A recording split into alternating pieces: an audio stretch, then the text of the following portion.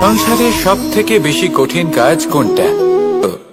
তপস্যা করা, অর্থাৎ সব কিছু। কারণ যখন আপনি তপস্যা করেন তখন সেখানে আপনার ধৈর্য ভাঙার মতো কেউ থাকেন না, না কোনো বন্ধু, না কোনো আত্মীয়, না কোনো শত্রু, কেউ না। কিন্তু যখন আপনি এই সমাজে, এই পরিবারে থাকেন, কোনো না কোনো ব্যক্তি এসে আপনার ধৈর্যের বাঁধ ভেঙে দেওয়ার ক্ষমতা রাখেন। তারা আপনার ধৈর্যের বাঁধ ভেঙে দেয়, আর কখনো কখনো তারা অনিচ্ছাকৃতভাবেই সেটা করে থাকেন। কারণ তাদের মানসিকতা আপনার থেকে আলাদা, তাদের কর্ম আপনার থেকে আলাদা, তাদের দৃষ্টিভঙ্গি আপনার থেকে আলাদা, জীবন যাপন আপনার থেকে আলাদা। সেক্ষেত্রে আপনি ধৈর্যচ্যুত হন, প্রসন্নতা আপনার থেকে ছিনিয়ে নেওয়া হয়। সেই জন্য এই সংসারে, এই পরিবারে থেকেও ধৈর্য ধরে সামনে অগ্রসর হওয়া কোনো পর্বতের শিখরে গিয়ে তপস্যা করার থেকেও অনেক বেশি কঠিন। আর যে ব্যক্তি এই সমাজেই, এই পরিবারে, সেই সকল মানুষের মধ্যে থেকে গিয়েও ধৈর্য ধরে অগ্রসর হতে থাকেন, যারা এই কাজটা শিখে নিতে পারেন, তারাই কিন্তু জীবনে আনন্দ লাভ করতে পারেন। এই ধৈর্যই শেষে আপনার জীবনে প্রসন্নতা বহন করে আনবে। তাই ধৈর্য ধরে জীবনের পথে অগ্রসর হন আর আমার সাথে ভালোবেসে বলুন, রাধা রাধা। কর্ম এবং ফল। মানুষের স্বভাব হলো এটাই যে তিনি নিজের প্রত্যেক পরিশ্রমের প্রতিফল প্রার্থনা করেন। বেশিরভাগ সময় এই ফলাফলের চিন্তা করতে করতে, কল্পনা করতে করতে উনি কর্ম করতে থাকেন, যে আমি এই কাজটা করলে এই ফল পাবো। সেই সব কল্পনা করতে থাকেন যা না তার হাতে আছে, না আছে অধিকার, আর না আছে নিয়ন্ত্রণ। উনি শুধু নিজের কর্ম করতে পারেন। উনি কি ফল পাবেন তা তার হাতে কখনোই নেই। তাই আপনিও শুধুমাত্র কর্ম করতে থাকুন, ফলের চিন্তা করবেন না। মনে রাখবেন, শিকড় এবং শাখা যেভাবে একে অপরের সাথে জড়িয়ে, সেইভাবেই একে অপরের সাথে জড়িয়ে কর্ম এবং ফল। যেরকম কর্ম আপনি করবেন, সেরকম ফল আপনি অবশ্যই পাবেন। তাই এই ফলের আশায় কর্মের সময় কখনোই নষ্ট করবেন না।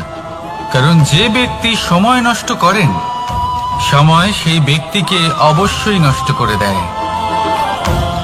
কর্ম করুন নিঃস্বার্থভাবে, ফলের চিন্তা করবেন না, আর আমার সাথে ভালোবেসে বলুন, রাধা রাধা। দ্বিতীয় হলো আত্মবিশ্বাস। হেরে যাওয়া বস্তুও আবার জিতে নিতে পারবেন। যদি আপনার নিজের আত্মবিশ্বাস থাকে, তাহলে আপনি কখনো পরাজিত হবেন না। এবং তৃতীয় হলো অহংকার। জয়লাভ করার পরেও কিন্তু এটা আপনাকে পরাজিত করতে পারে। সেই জন্য জীবনে সঙ্গবদ্ধ হন, আত্মবিশ্বাস রাখুন, কিন্তু কখনোই অহংকার করবেন না। এই অহংকার আপনার থেকে সবকিছু কেড়ে নিতে পারে। এই অহংকারের জন্যই মথুরাপতি কংস নিজের পতনের দিকে অগ্রসর হয়েছিলেন। এই অহংকারকে ত্যাগ করুন আর আমার সাথে ভালোবেসে বলুন, রাধা রাধা। আমরা যখনই কোনো গাছের চারা রোপণ করি, তখন সবার আগে পরীক্ষা করে দেখি যে যেখানে আমরা চারা রোপণ করতে চলেছি সেখানকার মাটি আদৌ উর্বর কিনা, সেই মাটি সেই চারাকে বাড়তে সাহায্য করবে কিনা। যখন একটা চারা রোপণের আগে আমরা এত কিছু ভাবতে পারি, তাহলে কাউকে বিশ্বাস করার আগে আমরা কেন ভাবি না? জীবনে কখনো এই বিশ্বাসরূপী চারা কোথাও রোপণ করার আগে বোঝার চেষ্টা করুন যে যার উপর আপনি বিশ্বাস করতে চলেছেন সে কি আদৌ আপনার বিশ্বাসের যোগ্য কি না। ভেবে দেখুন সেই ব্যক্তি ভবিষ্যতে গিয়ে আপনার বিশ্বাস ভাঙতে পারে কিনা। এটাও ভেবে দেখুন যে যাকে আপনি বিশ্বাস করতে চলেছেন, তাকে আপনি বিশ্বাস করলে নিজের জীবনের উদ্দেশ্যে আপনি অগ্রসর হতে পারবেন কিনা। আর তার জন্য প্রয়োজন সঠিক সিদ্ধান্ত, পরখ করা, কোনটা উচিত কোনটা অনুচিত সেটা বোঝা। আর তাতে কিন্তু আপনি সন্দেহবাতিক হবেন না, তাতে আপনি আরো নিপুণ হয়ে উঠবেন। তাই যদি আপনি নিপুণ হয়ে উঠতে চান, তাহলে বোঝার চেষ্টা করুন, পরখ করে দেখুন, কোনটা উচিত কোনটা অনুচিত বুঝুন। আর বিশ্বাস তখনই করুন যখন আপনি 100% নিশ্চিত হবেন যে সে বিশ্বাসের যোগ্য। আসুন আমার সাথে ভালোবেসে বলুন, রাধা রাধা। রাধা কখনো কখনো আমার জন্য বড়ই সুগন্ধি আতর নিয়ে আসে, পারিজাত ফুলের মালা নিয়ে আসে আমার প্রসাধন করবে বলে, এবং আমার সব থেকে বেশি প্রিয় মাখন নিজে হাতে বানিয়ে হাতে পিষে নিতে হয়। তারপরে তার থেকে যে রস নিঃসৃত হয় সেই মনে রাখবেন, আপনি হলেন সেই দুধ যাকে মন্থন সহ্য করতে হবে মাখন হয়ে ওঠার জন্য। মনে রাখবেন, আপনি হলেন সেই ফুলের মতন যাদের পিষ্ট হতে হবে সুগন্ধি আতর হয়ে ওঠার জন্য, যাকে এই সংসার পছন্দ করে। কখনো কখনো জীবনে আপনার সাথে খারাপ শুধুমাত্র এই কারণে ঘটে যাতে আপনার শ্রেষ্ঠ রূপ এই সংসারের সামনে আসতে পারে। শুধুমাত্র কঠিন পরিস্থিতি এবং বিপদকে একটা সুযোগ হিসেবে দেখার চেষ্টা করুন। আপনার জন্য এই সংসার বদলে যাবে, সংসারকে দেখার দৃষ্টিভঙ্গি পাল্টে যাবে, আপনার ভাগ্য পাল্টে যাবে, আর এই মন প্রসন্ন হয়ে বলবে রাধা রাধা। পাশা নামক এই খেলাটি আপনারা নিশ্চয়ই খেলেছেন, না খেলে থাকলে দেখেছেন, আর যদি দেখেও না থাকেন তাহলে নিশ্চিত রূপে শুনেছেন। মহাভারতের এই মহাযুদ্ধ কোথাও না কোথাও এই পাশা নামক খেলার কারণে হয়েছিল। পাশার এই বিচিত্র খেলা, দান, এইসবের কারণে কেউ নিজের মাথায় রাজ মুকুট পরিধান করেছিলেন, আবার সেখানে পরাজিত হওয়ার জন্য কাউকে বনবাসও ভোগ করতে হয়েছিল। কিন্তু এই খেলা সমাপ্ত হওয়ার পরে সমস্ত ঘুঁটি আর এই পাশার ছক একই পুটলিতে স্থান পেল। এটাই হলো আমাদের জীবন। এই সংসারে আমরা জয় পরাজয়ের বিষয়ে এতটাই ভাবি, এত চিন্তা করি যে এই জীবনের খেলার আনন্দটাই উপভোগ করতে পারি না। আর অবশেষে কি হয়? কেউ জয়ী হন, কেউ পরাজিত হন, কিন্তু দুজনেই একই স্থানে পৌঁছে যান। প্রত্যেক ব্যক্তি মৃত্যুর পরে একটি নির্দিষ্ট স্থানেই পৌঁছতে বাধ্য, কিন্তু ততক্ষণ এই জীবন, এই খেলা, তার আনন্দ উপভোগ করুন। এই সংসারে সেই ব্যক্তি শ্রেষ্ঠ স্থানে পৌঁছতে পেরেছেন যিনি এই সংসারকে প্রকাশ প্রদান করেছেন, যিনি কখনো জয় পরাজয় এ বিষয়ে ভাবেননি, শুধু এই জীবনের খেলার আনন্দ উপভোগ করেছেন।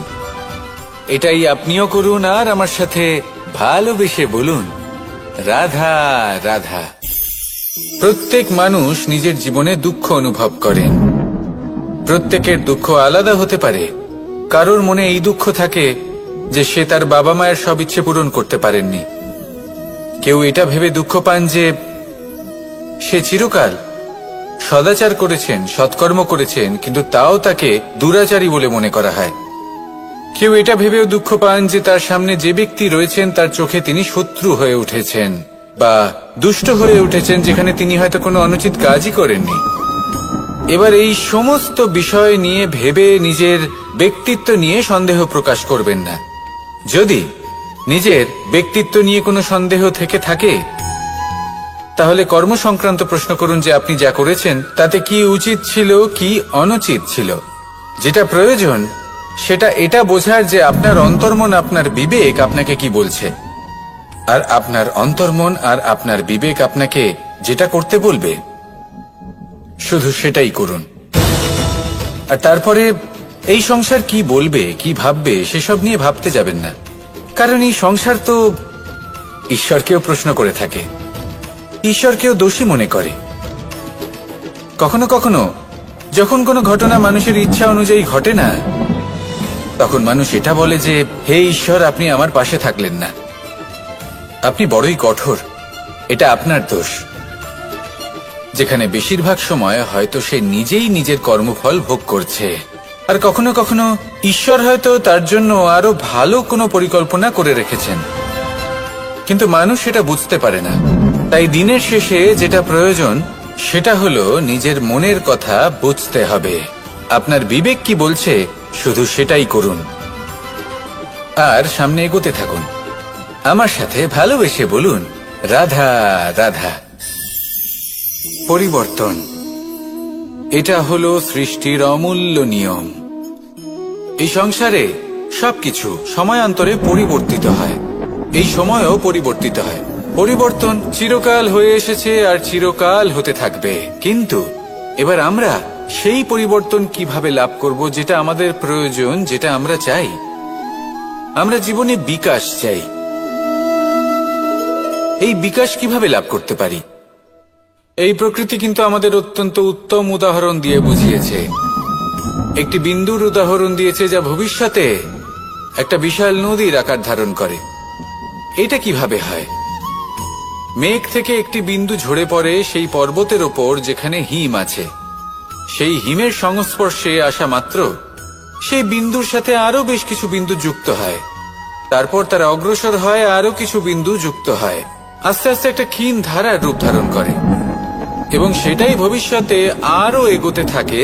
অনেকটা যাওয়ার পর যখন অনেক সংখ্যক বিন্দু একসাথে যুক্ত হয়, তখন সেটা বিশাল নদীর আকার ধারণ করে। এবার আমরা মানুষ বলে আমাদের সাথে এই নিয়মের অন্যথা হয় তা নয়। আমরাও এই প্রকৃতির অংশ। আমাদের ক্ষেত্রেও একই নিয়ম প্রযোজ্য। যখন পরিশ্রম করে অনেক সংখ্যক বিন্দু আমরা একত্রিত করব, তখনই পরিবর্তনের নদী প্রবাহিত হবে। প্রয়োজন হলো নিরন্তর পরিশ্রম করা এবং ধৈর্য ধরা। এটা করতে থাকুন, জীবনে সবকিছু লাভ করতে পারবেন। কারণ প্রকৃতি আমাদের এটাই শিখিয়েছে। আর আমরা এই ব্রহ্মরই একটি অংশ, যার দ্বারা এই ব্রহ্মাণ্ড নির্মিত। আসুন আমার সাথে ভালোবেসে বলুন, রাধা রাধা। কখনো এই প্রকৃতির দিকে তাকিয়ে থাকবেন। এই প্রকৃতি অনেক ধরনের শিক্ষা দেয়। কোন একটা গাছকে দেখুন, কিভাবে সে মাটি থেকে জল শুষে নেয়। কিন্তু সে নিজে গ্রহণ করে না, এই সংসারকে প্রদান করে, যাতে পশু পাখি মানুষ তারা এই ফল গ্রহণ করে শক্তিশালী হয়ে উঠতে পারে, সুস্থ থাকতে পারে। সেভাবেই নদী, সরোবর এরা নিজেরাও কিন্তু নিজেদের জল গ্রহণ করে না, মাটিকে প্রদান করে, পশু পাখিকে প্রদান করে। সূর্য নিজেও নিজের জন্য প্রজ্বলিত হয় না, সে প্রকাশ ছড়িয়ে দিতে চায় আমাদের সবার কাছে। সে আলো পৌঁছে দিতে চায়। এই প্রত্যেকের কর্মে পরমার্থ নিহিত আছে, আর সেই জন্যই এদের সকলকে পুজো করা হয়। তাই মনে রাখবেন,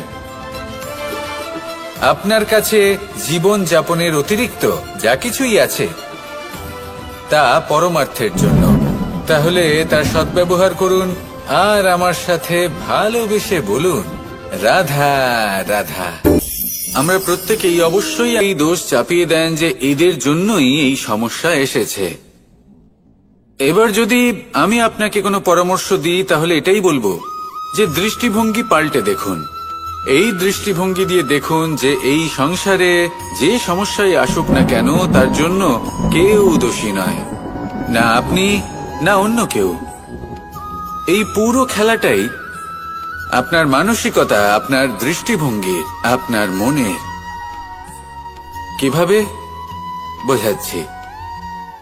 যখন আমাদের মন শক্ত থাকে, তখন কঠিন থেকে কঠিনতর পরিস্থিতিও আমাদের জীবনে খুব বেশি হলে প্রতিস্পর্ধা হয়ে থেকে যায়। সেখানে যদি আমাদের মন দুর্বল থাকে, তখন অল্প কঠিন পরিস্থিতিও আমাদের কাছে খুব বড় সমস্যা হয়ে যায়, তাই না? একটা শক্ত মন কঠিন পরিস্থিতিকে প্রতিস্পর্ধা হিসেবে দেখে, আর তার মধ্যেও একটা সুযোগ খুঁজে নেয়। আমাদের শুধু এটাই করতে হবে। এই সংসারে অন্য কাউকে দোষী মনে করলে আপনার সমস্যা দূর হয়ে যাবে না। সেই জন্য এই সংসারকে দোষ দেওয়ার বদলে এই সমস্যার মূলে চলে যান, সেটাকে বুঝুন, নিজের এই মনকে শক্ত করে তুলুন। যদি আপনার মন শক্তিশালী হয়, তাহলে এই সংসারে অনেক বড় বড় কঠিন থেকে কঠিনতর পরিস্থিতিও যদি আসে, আপনার জীবনে যতই বড় বড় সমস্যা আসুক না কেন, আপনার লক্ষ্য লাভে বাধা দিতে পারবে না। আসুন আমার সাথে ভালোবেসে বলুন, রাধা রাধা। আমরা সবাই পাথর দেখেছি, পর্বতও দেখেছি, শুকনো পাতাও দেখেছি, শ্যামল বনানীও দেখেছি। কখনো ভেবেছেন পাথরের অস্তিত্ব কিন্তু ততক্ষণ পর্যন্ত যতক্ষণ সে পর্বতের গায়ে আটকে থাকে? যখন সেই পর্বত থেকে সেই পাথর ভিন্ন হয়ে যায় ও নিজের অস্তিত্ব হারিয়ে ফেলে আস্তে আস্তে, কখনো পাথর কেটে বা কখনো পিষ্ট হয়ে সেই পাথর আস্তে আস্তে মাটিতে পরিণত হয় এবং পূর্ণরূপে নিজের অস্তিত্ব হারিয়ে ফেলে। এটাই পাতার সাথেও হয়। এই পাতা যতক্ষণ গাছের ডালের সাথে যুক্ত ততক্ষণ তার অস্তিত্ব থাকে। যখনই ডাল থেকে বিচ্ছিন্ন হয় সেও নিজের অস্তিত্ব হারিয়ে ফেলে। আর এটাই আমাদের সাথেও হয়। যতক্ষণ আমরা নিজেদের আপনজনের সাথে যুক্ত থাকি আমাদের অস্তিত্ব বজায় থাকে। যখন আপনজনদের সাথে সম্পর্ক ছিন্ন করি তখন আমরাও আমাদের অস্তিত্ব হারিয়ে ফেলি। এবার এই সংসারের প্রত্যেক ব্যক্তি স্বতন্ত্র থাকতে চান, আর অনেক ব্যক্তি স্বতন্ত্র থাকবেন বলে আপনজনদের দূরে করে দেন আর তাদের সাথে এই সম্পর্ক ছিন্ন করেন। এটা কি সত্যি প্রয়োজন? আপনজনদের সাথে সম্পর্ক ছিন্ন করে নিজের অস্তিত্ব হারিয়ে ফেলা প্রয়োজনীয়, নাকি আপনজনদের সাথে সম্পর্ক বজায় রেখে নিজেদের স্বতন্ত্র করে রাখা সেটা আবশ্যক? নির্বাচন আপনারই। আসুন আমার সাথে ভালোবেসে বলুন, রাধা রাধা। আপনি কি কখনো নৌকা যাত্রা করেছেন? করে না থাকলেও নিশ্চয়ই দেখেছেন যে এই জল যা নিজের অন্তরে সব কিছু সমাহিত করে নিতে পারে, এই নৌকা সেই জলের ওপরেই ভেসে থাকে। কোনো তফাৎ হবে না যে সেই ছিদ্র ছোট নাকি বড়, নৌকা ডুবে যাবে। এই ছিদ্র হলো আমাদের জীবনে আমাদের অপগুণ, আমাদের দোষ, আমাদের বিকার। কখনো এটা ভাববেন না যে এই দোষ খুবই ছোট, এতে কিছুই যাবে আসবে না। না, সেই ছোট দোষ, সেই ছোট বিকার যদি সেটাকে শুধরে না নেন তাহলে সেটা আপনাকে আপনার পতনের দিকে নিয়ে যাবে। শেষ পর্যন্ত এটা আপনার উপর নির্ভরশীল যে আপনি কি চান। আপনার জীবনের এই নৌকা এভাবেই ডুবে যেতে দেখবেন, নাকি নিজেকে শুধরে নিয়ে সেই নৌকার সেই ছিদ্রটাকে ভরিয়ে তুলতে চাইবেন? নির্বাচন আপনার। আসুন আমার সাথে ভালোবেসে বলুন, রাধা রাধা। জল, জলই পৃথিবীতে বেঁচে থাকার জন্য আবশ্যক তো বটেই, কিন্তু এই জল আমাদের একটা অত্যন্ত গুরুত্বপূর্ণ শিক্ষা প্রদান করে। কখনো এই জলকে দেখেছেন? যে পরিস্থিতিতেই এই জল প্রবাহিত হোক না কেন, এর উপর যা কিছুই প্রভাব থাকুক না কেন, এর পথে যতই বাধা আসুক না কেন, তার মধ্যে থেকে ও নিজের পথ ঠিক বের করে নেয়, কিন্তু নিজের প্রবাহ থামতে দেয় না, ক্রমাগত অগ্রসর হতে থাকে। সেরকমই একটা শিক্ষা যেটা আমরা জল থেকে পেয়ে থাকি তা হলো এটা, আমরা যখন জলের দিকে তাকাই তখন আমরা নিজের প্রতিবিম্ব দেখি, স্পষ্টভাবে দেখতে পাই, কিন্তু তখনই দেখতে পাই যখন এই জল শান্ত থাকে, স্থির থাকে। যদি এই জল অশান্ত হয়ে থাকে, স্থির না হয়, তাহলে আমরা এতে নিজের প্রতিবিম্ব দেখতে পাই না। এটাই আমাদের মনের সাথেও হয়ে থাকে। যখনই জীবনে কোনো সংকট আসে, যদি আমরা শান্ত মনে, স্থির মনে সিদ্ধান্ত নিই, তাহলে সেটা এমন একটা শীতল সিদ্ধান্ত হবে যেটা আমাদের ভবিষ্যৎকে একটা শ্রেষ্ঠ স্থানে নিয়ে যাবে।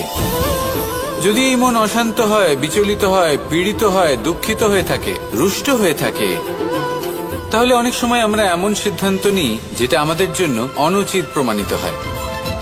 যখন আপনি ক্রুদ্ধ ছিলেন বা দুঃখের বশে ছিলেন, তখন অনেক সময় হয়তো এমন সিদ্ধান্ত নিয়েছেন যেটার জন্য ভবিষ্যতে আপনি অনুশোচনা করেছেন।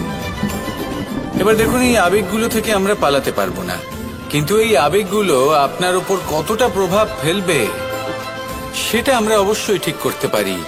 এই মনকে আমরা নিয়ন্ত্রণ করতে পারি। এটাই করুন, চিন্তা করুন, এই মনকে শান্ত রাখুন, স্থির হতে চেষ্টা করুন, আর তারপরে সিদ্ধান্ত নিন। আসুন আমার সাথে ভালোবেসে বলুন, রাধা রাধা। এই সংসারে ভৌতিক বস্তুরও নিয়তি আছে। যারাই এই সংসারে আসে বা উৎপন্ন হয়, তারা কিছুমাত্র সময় পর্যন্তই এখানে থাকতে পারে, আর তারপরে সেও লুপ্ত হয়ে যায়, অর্থাৎ সে নিজেও এই পঞ্চমহাভূতে সমাহিত হয়ে যায়। আমাদের সাথেও ঠিক এটাই হয়।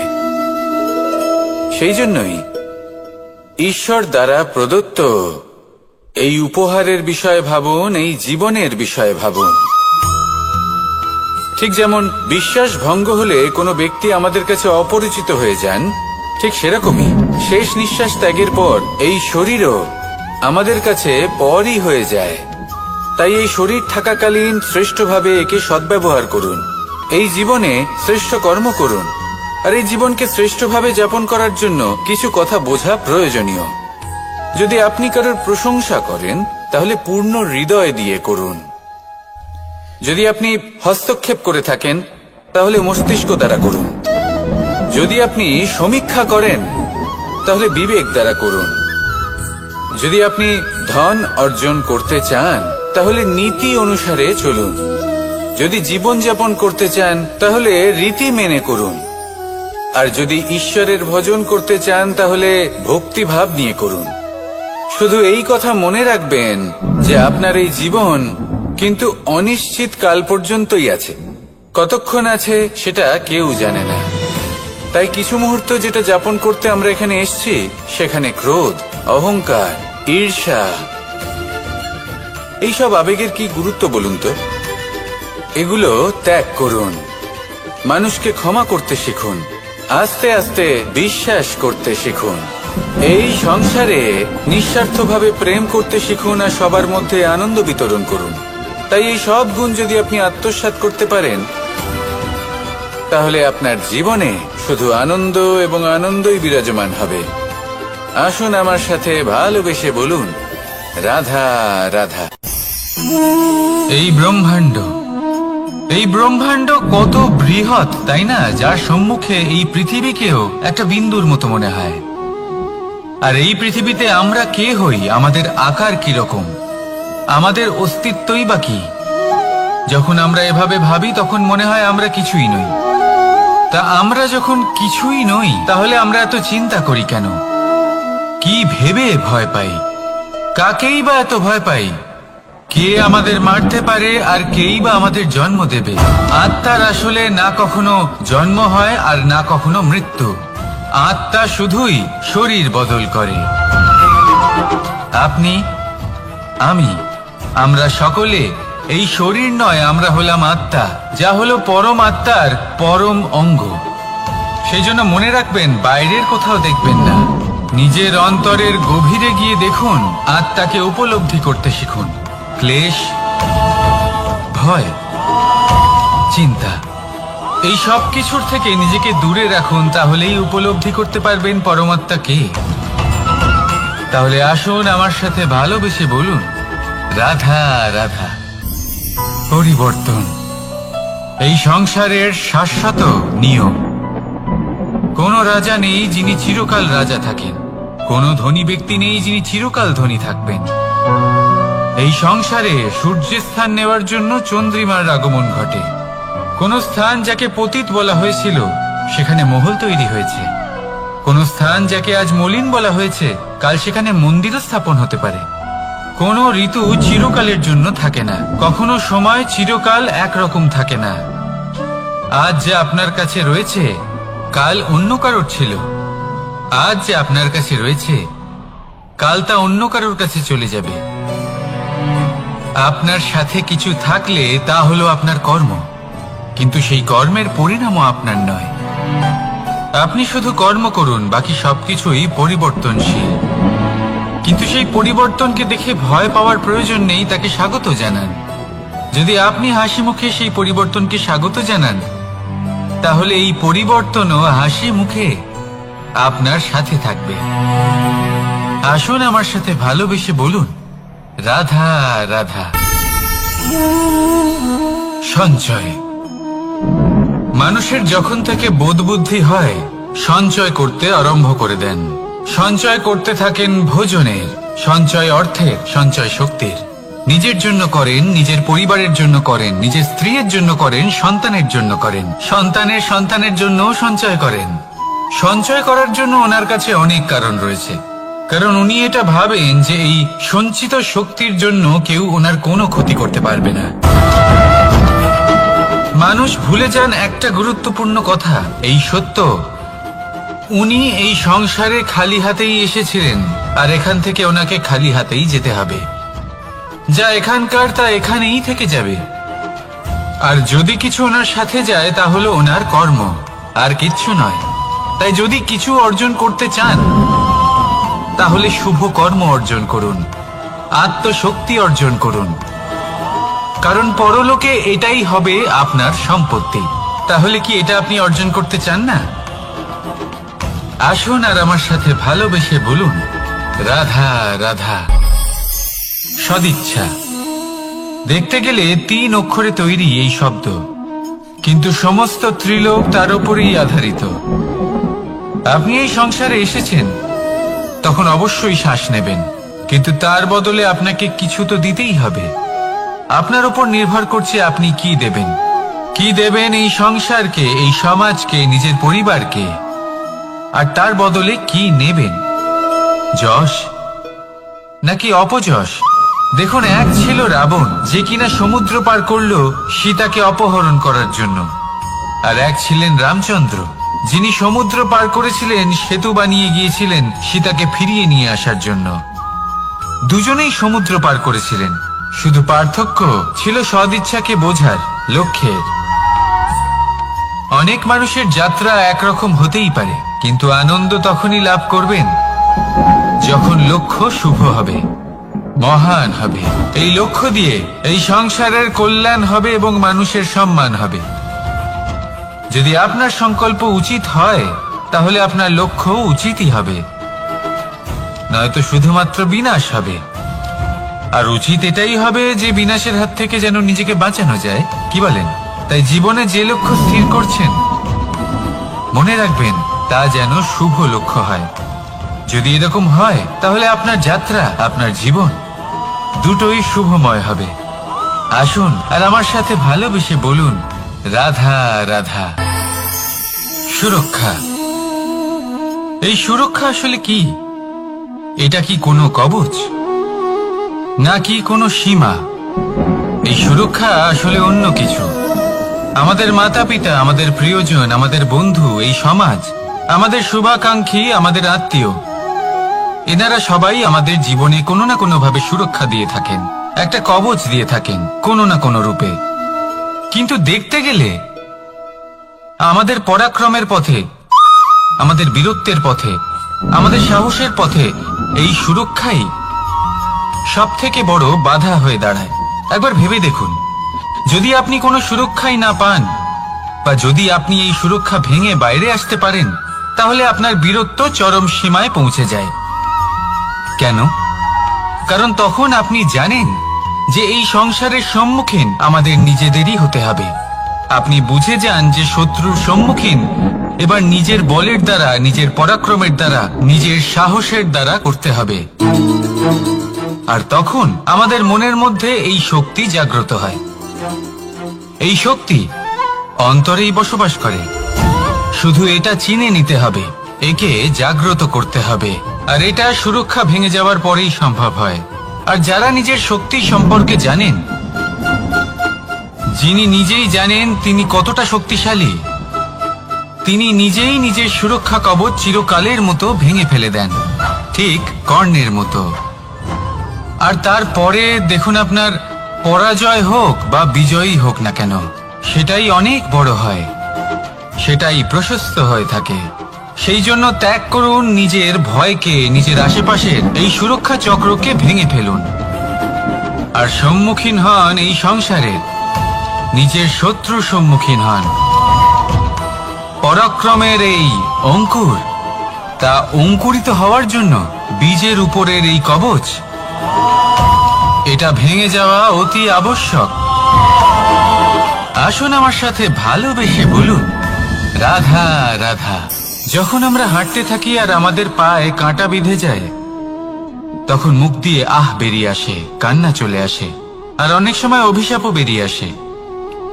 কিন্তু আমরা কি কখনো এটা এইভাবে দেখেছি, এইভাবে ভেবেছি যে আমরা যে পথে চলেছি সেই পথে কাঁটা বিঁধেছে, নাকি আমরা সেই পথ নির্বাচন করেছি যাতে শুধুই কাঁটা রয়েছে? নাকি আমরা এভাবে ভেবে দেখেছি যে এই কাঁটা আমাদের কষ্ট দিতে এসেছে, নাকি এটা আমরাই বিছিয়ে রেখেছিলাম? সাবধান থাকা উচিত ছিল, কারণ কাঁটা বিঁধলে যন্ত্রণা হবে, চিৎকার করে ফেলতে পারি, মুখ থেকে অভিশাপও বেরিয়ে আসতে পারে। কিন্তু এই অভিশাপ শুধুমাত্র আমাদের তরফ থেকে অভিশাপ হয়, সামনের ব্যক্তিটির ওপরও নির্ভর করে। এবার সেই ব্যক্তি যদি এমন হয় যে ভুল আর কাঁটা এই দুই সমানভাবে গ্রহণ করতে পারে, তার কাছে অভিশাপও বরদানে পরিণত হয়। শেষ পর্যন্ত ব্যাপারটা দাঁড়ায় ভাবনা, চিন্তা, দৃষ্টিভঙ্গির ওপর। কারণ আপনার এই ভাবনাই সত্যি হয়ে সামনে আসে। সেই জন্য এই ভাবনা, চিন্তা, মানসিকতাকে গুরুত্ব সহকারে দেখবেন। এই বিবেচনা নিয়ে বিবেচনা করতে শিখুন। আমার কথার অর্থ হলো যে জীবনে যখন এরকম কিছু একটা ঘটবে, তখন ভেবে দেখুন যে এরকম কেন হলো। আপনি কি এমন কোনো কর্ম করেছিলেন যার কর্মফল এটা? এমন কোনো কাজ যা অনুচিত ছিল, অসত্য ছিল, যা অভদ্রতার কারণ ছিল? ভেবে দেখা প্রয়োজন। দেখুন, ইচ্ছে হলো আপনার যে আপনি কি করতে চান, ভাবনা আপনার, সত্য আপনার, জীবন আপনার, সিদ্ধান্ত আপনার। আসুন আর আমার সাথে ভালোবেসে বলুন, রাধা রাধা। সময়। এই সময় আসলে কি? এই সময় একটা সরল রেখা তো কখনোই নয়। সময় হলো একটা চক্র, যেখানে এর আদি সেখানেই হলো এর অন্ত, আর যেখানে তা শেষ হয় সেখান থেকেই তার শুরু হয়।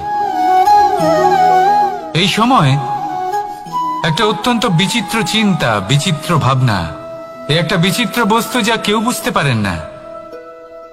এই সময়ের লীলা, এর কোনো প্রমাণ নেই, কোনো জ্ঞান নেই, কোনো পরিমাপ নেই। শুধু এটুকু আমরা জানতে পারি, যেখানে শেষ হবে সেখান থেকে একটা নতুন সূচনাও হবে। যা আজ আপনার কাছে আছে, কাল অন্য কারোর কাছে যাবে, তারপরে তার কাছ থেকেও অন্য কারোর কাছে যাবে, তারপরে তার থেকেও ছিনিয়ে নেওয়া হবে।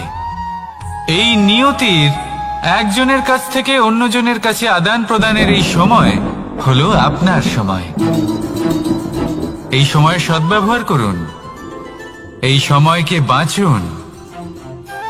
আপনাকে শুধু এটাই সুনিশ্চিত করতে হবে যে আপনি কোন পক্ষে আছেন। আর সত্যি বলতে কি, আপনার জীবনের পরিণাম নির্ভর করে আপনার নির্বাচনের ওপর। আপনি কোন পক্ষ নির্বাচন করছেন। তাহলে মনে রাখবেন, জীবনে সেই পক্ষই নির্বাচন করবেন যা চয়ন করার পরে আপনি সুখ অনুভব করবেন, আপনি সন্তোষ লাভ করবেন, প্রসন্নতা লাভ করবেন। আর আমি এটাই সুনিশ্চিত করব যে এই পক্ষ যেন শান্তির পক্ষ হয়, এই পক্ষই যেন প্রেমের পক্ষ হয়। তাহলে চিন্তা করবেন না, আর আসুন আমার সাথে ভালোবেসে বলুন, রাধা রাধা। দৃষ্টি আর দৃষ্টিভঙ্গি, এই সমগ্র লীলা হলো এই দুইয়ের। বিচিত্র হতে পারে, কিন্তু এটাই সত্যি। এবার আপনাকে একটা উদাহরণ দিয়ে বোঝাই। অনেক সময় আপনি কোনো ব্যক্তিকে এটা বলতে শুনবেন যে আমি আমার নিজের উপরে গর্ব করি, আমি নিজেকে নিয়ে গর্ব করি, আমি খুব ভালোভাবে আমার মা বাবার সেবা করি, ওনাদের আমি সবসময় সুখী রাখি, ওনাদের আমি একটা বাড়ি দিয়েছি, সকল সুখ সুবিধা দিয়েছি, ওনাদের জীবনে প্রত্যেক জিনিস দিয়েছি আর দেব যা তাদের প্রয়োজন। এবার আমাকে বলুন যে আপনি কে হন। আপনি হলেন সেই বীজ যা আপনার মাতা পিতা রোপণ করেছেন। আপনার মা বাবাই আপনাকে এই সংসারে জন্ম দিয়েছেন। এবার এইসব কথার কি তাৎপর্য? এই হলো সেই ব্যক্তির দৃষ্টিভঙ্গি। এবার দেখা যাক এই প্রকৃতি আমাদের কি শেখায়। কখনো কোনো গাছকে দেখবেন, যখন সেই গাছে ফল আসে, সে মালিকে এটা বলে না যে দেখো আমি তোমাকে ফল খেতে দিচ্ছি। সেই বৃক্ষ এটা বলে না যে দেখো আমি তোমায় আহার করতে দিচ্ছি, কারণ ও জানে যে এটা হলো সেই মালির পরিশ্রম, এটা হলো তারই কর্মের ফল, আর এটা তারই পাওয়া উচিত। সে বলে যে তোমার জিনিস তোমাকেই অর্পণ করলাম, এ আমার জিনিস নয়। ও জানে সেই মালির গুরুত্ব আসলে কি। এটা হলো তার দৃষ্টিভঙ্গি। সেই জন্য আপনি জীবনে কোন ব্যক্তির মধ্যে, কোন পশু পাখির মধ্যে, কোন প্রাণীর মধ্যে, কোন পরিস্থিতিতে, কোন আবেগের মুহূর্তে কি দেখতে পাচ্ছেন, সেটা আপনার দৃষ্টিভঙ্গির উপরে নির্ভর করছে। তাই নিজের মনে ধনাত্মক ভাব জাগ্রত করুন, শুভ চিন্তা নিয়ে আসুন। এই ভাবনাই সত্য হয়ে সামনে আসবে। এই দৃষ্টিভঙ্গি এমন হয়ে যাবে যে আপনার জীবনে সবকিছুই শুভ হবে। তাহলে আসুন আর আমার সাথে ভালোবেসে বলুন, রাধা রাধা। প্রতিশোধ অথবা কাউকে দুঃখ দেওয়ার ভাবনা, যদি এটা আপনার মনে থাকে তাহলে আপনি নিজের মনেই যন্ত্রণার একটা বিশাল বৃক্ষ রোপণ করছেন, এটা মনে রাখবেন। কারণ কাউকে দুঃখ দেবার এই ভাবনা, এটা হলো সেই বীজ যা আপনার মনেই পতিত হবে, আপনার মনেই অঙ্কুরিত হবে, আর আপনার মনেই একটা বিশাল বৃক্ষরূপে বেড়ে উঠবে। জীবন আপনার, কর্ম আপনার, কাউকে দুঃখ দেবার ভাবনা আপনার ছিল, এই বৃক্ষ হলো আপনার, তাই এর ফলও আপনিই পাবেন, যা গ্রহণও আপনাকেই করতে হবে। মনে রাখবেন, যে মানুষ এটা ভাবে যে আমি ওকে দুঃখ দেব, ওকে কষ্ট দিতে চাই আমি, সেই মানুষই দুঃখ আর কষ্ট পেয়ে থাকে। যদি সেই জায়গায় আপনি এটা ভাবেন যে আমি কাউকে সুখী করে তুলতে চাই, কাউকে সুখ প্রদান করতে চাই, তাহলে তারও বীজ আপনার মনেই রোপণ হবে, বৃক্ষে পরিণত হবে, যার ফলও আপনিই পাবেন।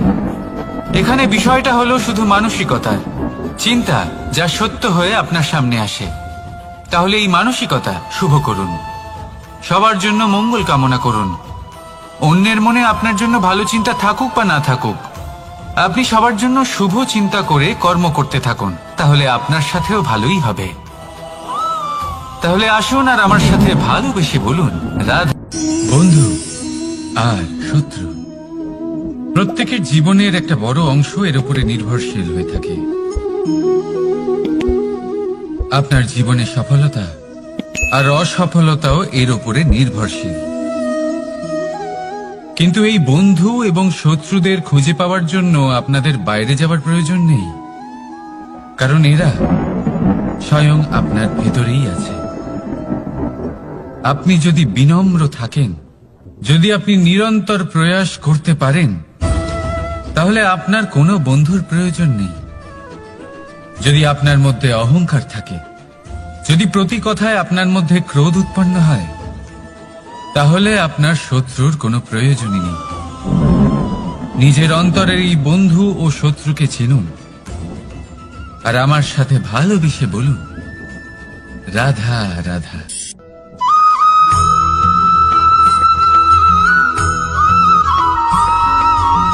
সংসারে সকলে উঁচুতে উঠতে চায়, কেউ নত হতে চায় না। সবাই এটা মনে করে যে নত হওয়ার অর্থ হলো তাদের আত্মসম্মান এবং অহংবোধের বিরুদ্ধাচরণ করা। তাদের মনে হয় যে যদি আমরা নত হই, সংসার আমাদের দুর্বল মনে করবে, তাদের শৌর্য এবং তাদের ব্যক্তিত্বের অপমান হবে। কিন্তু এটা কি সত্যি?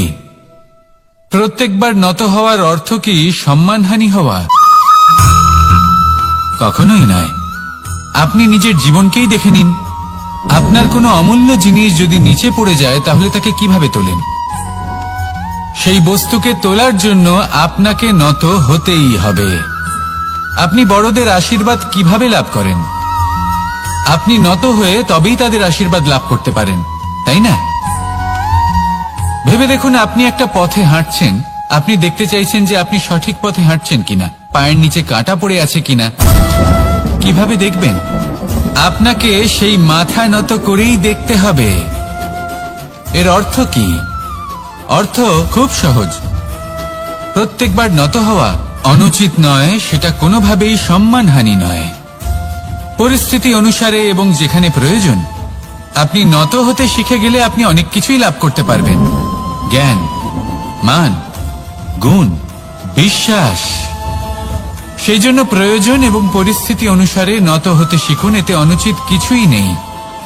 আত্মসম্মান থাকা অত্যন্ত প্রয়োজনীয়, কিন্তু তা যেন কখনো অহংকারে পরিণত না হয়। এই বিষয়ে অবশ্যই নজর রাখবেন এবং আমার সাথে ভালোবেসে বলবেন, রাধা রাধা।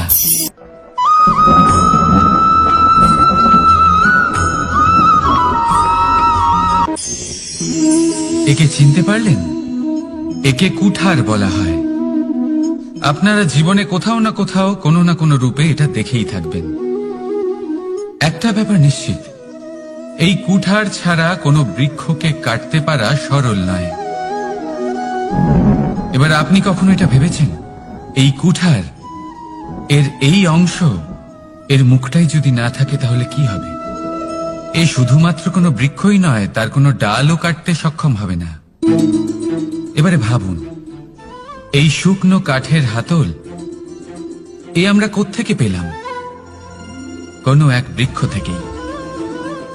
সেই ডাল যাকে কেটে ফেলা হয়েছিল এক বৃক্ষকে কাটার জন্য, এই ডালই শস্ত্ররূপে প্রস্তুত। আমাদের জীবনে আমাদের প্রিয়জন, আমাদের আপনজন যখন সময় কখনো কখনো তাদের সঙ্গ না দেয়, যদি তারা দৈন্য দশায় থাকেন, তাহলে তাদের সঙ্গ কখনো ছাড়বেন না। ওনাদের প্রয়োজন শুধুমাত্র মনোবল। তা তাদের দিন। তাদের সাহায্য করা আপনার কর্তব্য। হয়তো তাদের সাথে থেকে আপনার কোনো লাভ হবে না, কিন্তু তাদের দূরে থাকাতে আপনার ক্ষতি অবশ্যই হতে পারে। সর্বদা সাহায্য করুন। সঠিক সময় আসলে তা আপনার সহায়ক অবশ্যই হবে। রাধা রাধা।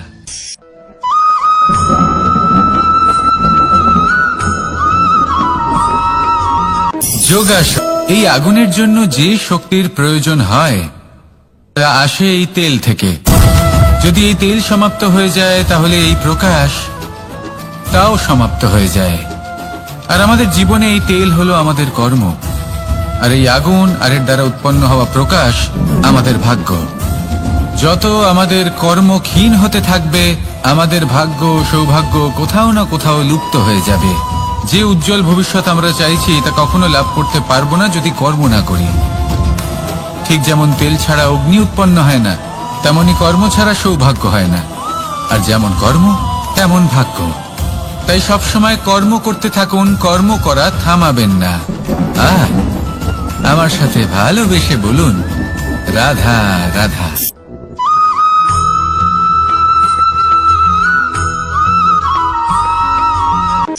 কোন ব্যক্তির ব্যক্তিত্ব কিভাবে তৈরি হয়? আপনার কি মনে হয় যে ব্যক্তি জন্ম থেকে তার স্বভাব নিয়ে জন্মায়, নাকি আপনার মনে হয় যে এই প্রকৃতি ব্যক্তির জন্য তার নিয়তি রচনা করে? না, এরকম একেবারেই হয় না। আমি আপনাকে বোঝাচ্ছি। যখনই বৃষ্টি পড়ে কোনো বিন্দুর দিকে দেখবেন। এবার এই বিন্দু যেখানে পড়ছে তার উপরে নির্ভর করছে তারপর কি হবে। যদি এই বিন্দু পড়ে কোনো ক্ষেতের ওপরে, তাহলে কোনো নতুন ফসলের জন্ম দেবে। যদি সেই গরম কড়াইতে পড়ে তাহলে বাষ্পীত হবে। যদি সে কোনো সাপের মুখের ভেতরে পড়ে তাহলে বিষ তৈরি হবে। ঝিনুকের ভেতরে পড়লে মুক্ত তৈরি হবে। যদি কোনো পাতার ওপরে পড়ে তাহলে শিশির তৈরি হবে। একই বিন্দু, কিন্তু তার সঙ্গত তার ভবিষ্যৎ এবং ব্যক্তিত্ব নির্ধারণ করে। এবার এটা তো শুধুমাত্র এক বিন্দু, তার কাজ হলো শুধুমাত্র পড়া। কোথায় সেটা সেও নির্ধারণ করতে পারে না। কিন্তু আপনি হলেন মানুষ। আপনি বাছাই করতে পারবেন যে আপনার সঙ্গী কারা হবে, কাদের সাথে আপনি মেলামেশা করে বড় হবেন। তাই তা ভালোভাবে করুন, কারণ এই নির্বাচন আপনার হাতে, কারণ এই জীবন আপনার, ভবিষ্যৎ আপনার। এবার আপনি মহান হতে চান কি না তার নির্ণয় আপনাকেই করতে হবে। আসুন আমার সাথে ভালোবেসে বলুন, রাধা রাধা।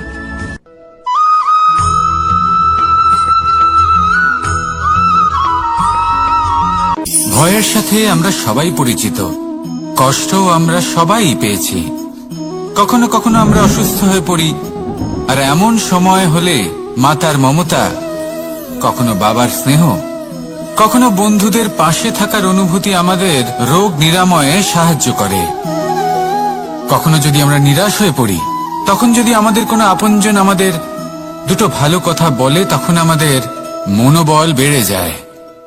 ঠিক তেমন সংসারের এই রঙ্গমঞ্চে যদি আপনি পীড়িত অনুভব করেন,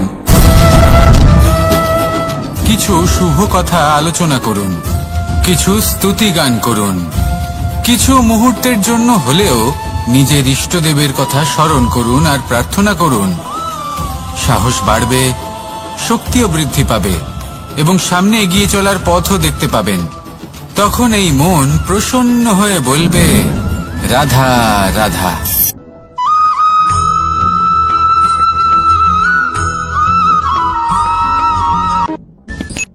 সূর্যের তাপ এতটাই প্রখর হয় তা সমস্ত বনস্পতিকে শুষ্ক করে দেয়। পুকুর হোক, নদী হোক, সরোবর হোক, সমস্ত শুষ্ক হয়ে যায়। কিন্তু আপনি কখনো শুনেছেন সূর্যের তাপে সমুদ্র শুকিয়ে গেছে? এমন কখনোই হয় না। আর এর পেছনেই লুকিয়ে রয়েছে এক অমূল্য জীবনের শিক্ষা। সমুদ্রের মতো নিজেকে ধৈর্যশীল করে তুললে, নিজেকে সংযমী করে তুললে সূর্যের তাপ আপনার কোনো ক্ষতি করতে পারবে না। আপনার অন্তর থেকে সেই তাপ বাষ্পায়িত হয়ে মেঘ তৈরি হয়ে সূর্যকে ঢেকে দেবে, আর তারপর হবে শুধু সাফল্যের বৃষ্টি।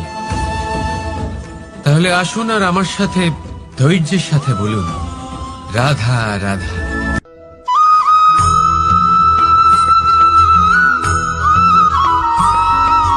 মানুষের জীবনে দুই ধরনের আবেগ থাকে যা চিরকাল তার সাথে বসবাস করে। প্রথম, স্বপ্ন। দ্বিতীয়, অজুহাত। মানুষ হাজার হাজার স্বপ্ন দেখতে পারে। আমাকে এই কাজ করতে হবে, আমাকে ওখানে ঘুরতে যেতে হবে, আমার জীবনে এই অসম্ভব কাজ বাস্তবায়িত করে দেখাতে হবে, আদি ইত্যাদি। এবার ঠিক যেমন স্বপ্ন দেখেন সেইভাবে অজুহাতও খুঁজে নিয়ে আসেন।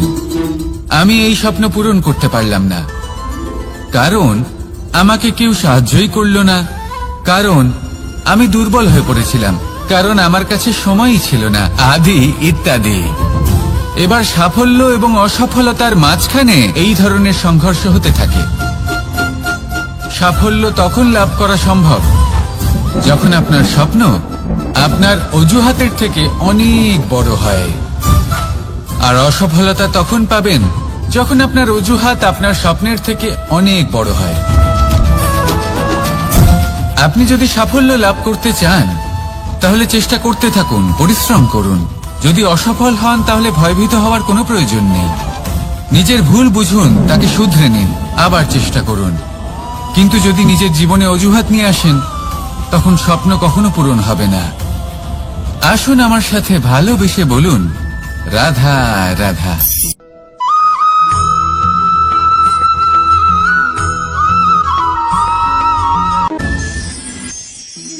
মানুষ অসুস্থ কেন হন? শারীরিক দুর্বলতার কারণে? না, মানুষ অসুস্থ হন তার মানসিকতার কারণে, তার বিবেকের কারণে, তার কর্মের কারণে, তার ক্রোধের কারণে। আর যখন কেউ সুস্থ হন, ঠিক হয়ে যান, তার মানে এটা নয় যে শুধু ওষুধের জন্য তিনি সুস্থ হয়েছেন। না, এটা কারোর তার প্রতি প্রেমের প্রভাব, বিশ্বাসের প্রভাব, সম্বলের প্রভাব। শুধুমাত্র ওষুধ দিয়ে কিছুই হয় না। যদি মনে প্রেম থাকে, বিবেক থাকে, বিশ্বাস থাকে, সম্বল থাকে, তবেই সেই ওষুধ কাজ করতে পারে। তাই মনে রাখবেন, এই জীবন হলো অত্যন্ত ছোট। মনে প্রেম ভাব রাখুন, মিত্রতা করুন, শত্রুতা নয়। ভালোবাসুন, বিদ্বেষ নয়। আর এই ভালোবাসার সাথেই বলুন, রাধা রাধা।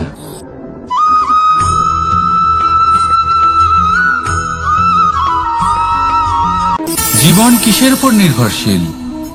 ধনের ওপর, বৈভবের ওপর, নিঃশ্বাসের ওপর? না, এই জীবন নির্ভরশীল বিশ্বাসের ওপর। বিশ্বাস নিজের ওপর, বিশ্বাস আমাদের আপনজনের ওপর। কিন্তু যখন এই বিশ্বাস ভেঙে যায় তখন মানুষের মনও ভেঙে যায়, আর তারপর সে অন্য কিছু করতেই পারে না। তখন কি করা যেতে পারে? 3টে কাজ আছে যা আপনি করতে পারেন। প্রথম, ভালোবাসা। যাকে আপনি ভালোবাসেন, যারা আপনাকে ভালোবাসে, ভুল যারই হোক না কেন, তার কাছে ক্ষমা চাইতে কখনোই সংকোচ বোধ করবেন না। দ্বিতীয় হলো বিশ্বাস। যারা আপনাকে ভালোবাসেন, আপনাকে বিশ্বাস করেন, তাদের বিশ্বাস কখনো ভাঙবেন না। তৃতীয় হলো আশা। যারা আপনাকে ভালোবাসেন, আপনাকে বিশ্বাস করেন, তাদের আশা আপনার সাথে জড়িত। তাদের থেকে কখনো কিচ্ছু লুকোবেন না। এই তিনটে কাজ করুন আর এই জীবন সুপ্রসন্ন হয়ে বলবে, রাধা রাধা।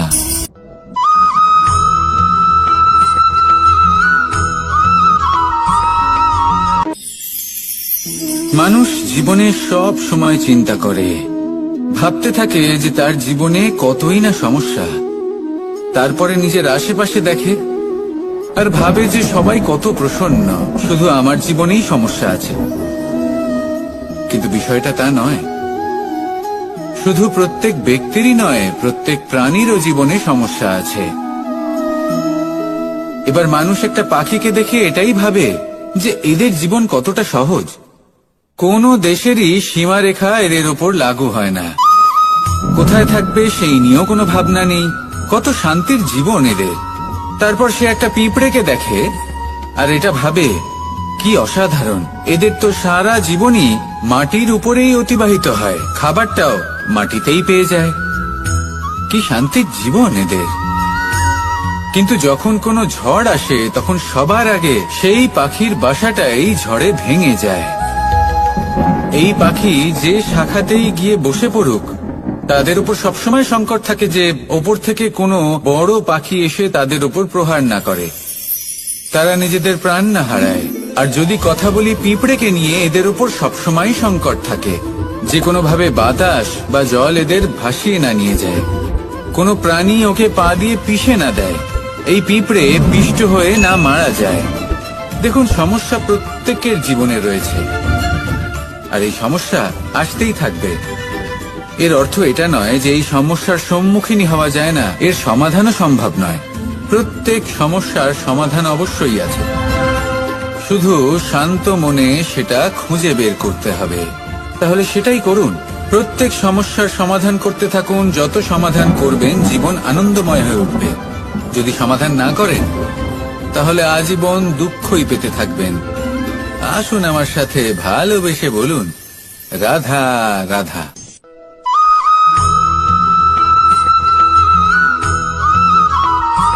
প্রেম হলো এই সংসারের সব থেকে বড় ঢাল এবং সব থেকে বড় অস্ত্র।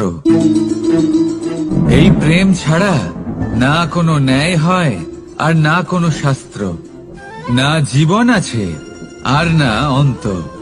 এবার যদি এই প্রেম মনের মধ্যে বাস করতে শুরু করে, তাহলে কখনো কোনো সমস্যাই হবে না। আর যদি হয়েও থাকে, তাহলে তা স্থায়ী হবে না। এই প্রেম কি না করতে পারে? এই প্রেম সমস্ত সমস্যা মিটিয়ে ফেলতে পারে। আপনার মনের মধ্যে অহংকারকেও বিনাশ করে দিতে পারে। আপনাকে সাক্ষাৎ ঈশ্বরের সাথে দেখা করাতে পারে। তাই প্রেমের দ্বারা প্রয়াস করতে থাকুন। এই সংসারের প্রত্যেক মানুষকে, প্রত্যেক বস্তুকে, প্রত্যেক জীব জন্তুকে ভালোবাসবেন। আর এই প্রেমের দ্বারাই বলুন, রাধা রাধা।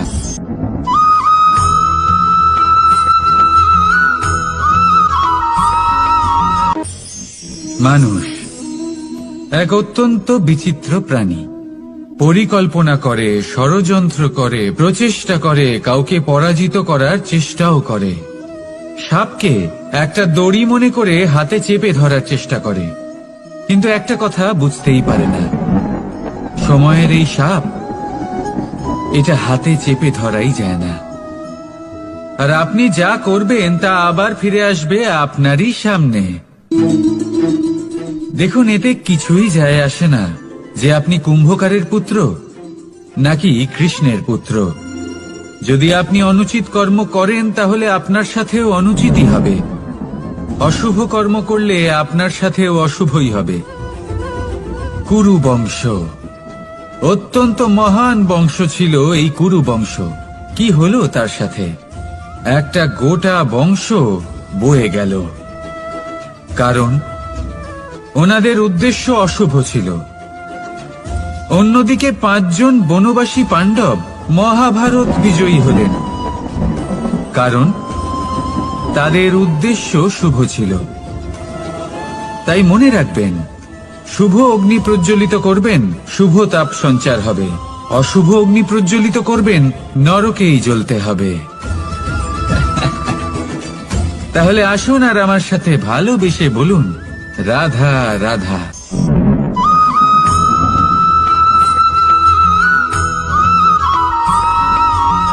প্রেম এই সংসারে এসেছিল এই সংসারকে প্রেমের শিক্ষা দেওয়ার জন্য, এই জীবনের সুখের অনুভূতি আসলে কি তা শেখানোর জন্য।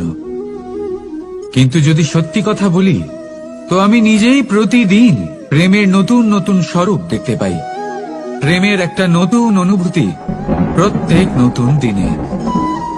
আর তার কারণ হলো এই প্রেম অনন্ত, এ হলো দৈব। প্রেম হলো এই সংসারের সবথেকে বড় ঢাল এবং সবথেকে বড় অস্ত্র। এই প্রেম ছাড়া না কোনো ন্যায় হয়, আর না কোনো শাস্ত্র, না জীবন আছে, আর না অন্ত। এবার যদি এই প্রেম মনের মধ্যে বাস করতে শুরু করে, তাহলে কখনো কোনো সমস্যাই হবে না। আর যদি হয়েও থাকে, তাহলে তা স্থায়ী হবে না। এই প্রেম কি না করতে পারে? এই প্রেম সমস্ত সমস্যা মিটিয়ে ফেলতে পারে। আপনার মনের মধ্যে অহংকারকেও বিনাশ করে দিতে পারে। আপনাকে সাক্ষাৎ ঈশ্বরের সাথে দেখা করাতে পারে। তাই প্রেমের দ্বারা প্রয়াস করতে থাকুন। এই সংসারের প্রত্যেক মানুষকে, প্রত্যেক বস্তুকে, প্রত্যেক জীব জন্তুকে ভালোবাসবেন। আর এই প্রেমের দ্বারাই বলুন, রাধা রাধা।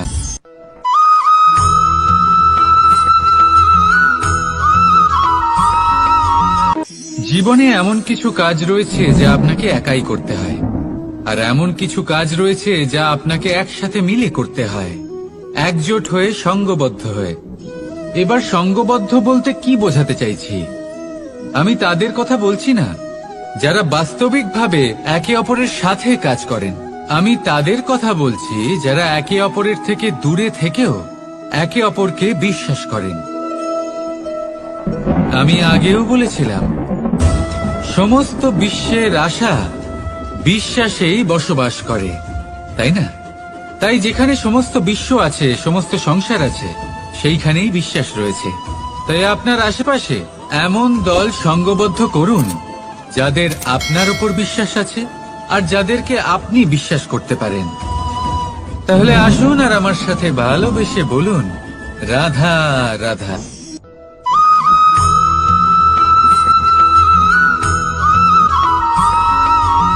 আমরা যে মানুষকে চাই, যাকে আমরা ভালোবাসি, তাকে একটা উপহার অবশ্যই দিতে চাই। এমন এক উপহার যা ওনার ভালো লাগবে, যা শ্রেষ্ঠ হবে, অতি প্রিয় হবে, বহুমূল্য হবে, বা বলতে পারেন মূল্যবান হবে। তাই আমরা কি করি? আমরা বাজারে যাই, তার জন্য স্বর্ণ, আভূষণ, হিরে, মুক্ত এইসব নিয়ে আসি। কিন্তু এটাই কি সর্বশ্রেষ্ঠ উপহার? কখনোই না। সর্বশ্রেষ্ঠ উপহার হলো স্বাধীনতা। তাকে নিজের মনের মতো বাঁচার স্বাধীনতা। যদি আপনি কাউকে স্বাধীনতা না দিতে পারেন, তাহলে সে কোথাও না কোথাও বন্দী হয়ে যায়, তার বিকাশ কোথাও না কোথাও আটকে যায়। কিন্তু যদি আপনি কাউকে স্বাধীনতা দিতে পারেন, তাহলে আপনি দেখবেন ও সমস্ত সংসারকে, এই জীবনকে নিজের দৃষ্টিভঙ্গি দিয়ে দেখবে, বুঝবে যে কোনটা হলো উচিত আর কোনটা হলো অনুচিত। আর এটাই হলো সর্বশ্রেষ্ঠ। আর এবার যদি কাউকে স্বাধীনতার মাধ্যমে এত বড় একটা শক্তি দিতে পারেন, তাহলে আপনি আমাকে বলুন, এর থেকে বড় উপহার আর কি হতে পারে? আসুন আর আমার সাথে ভালোবেসে বলুন, রাধা রাধা।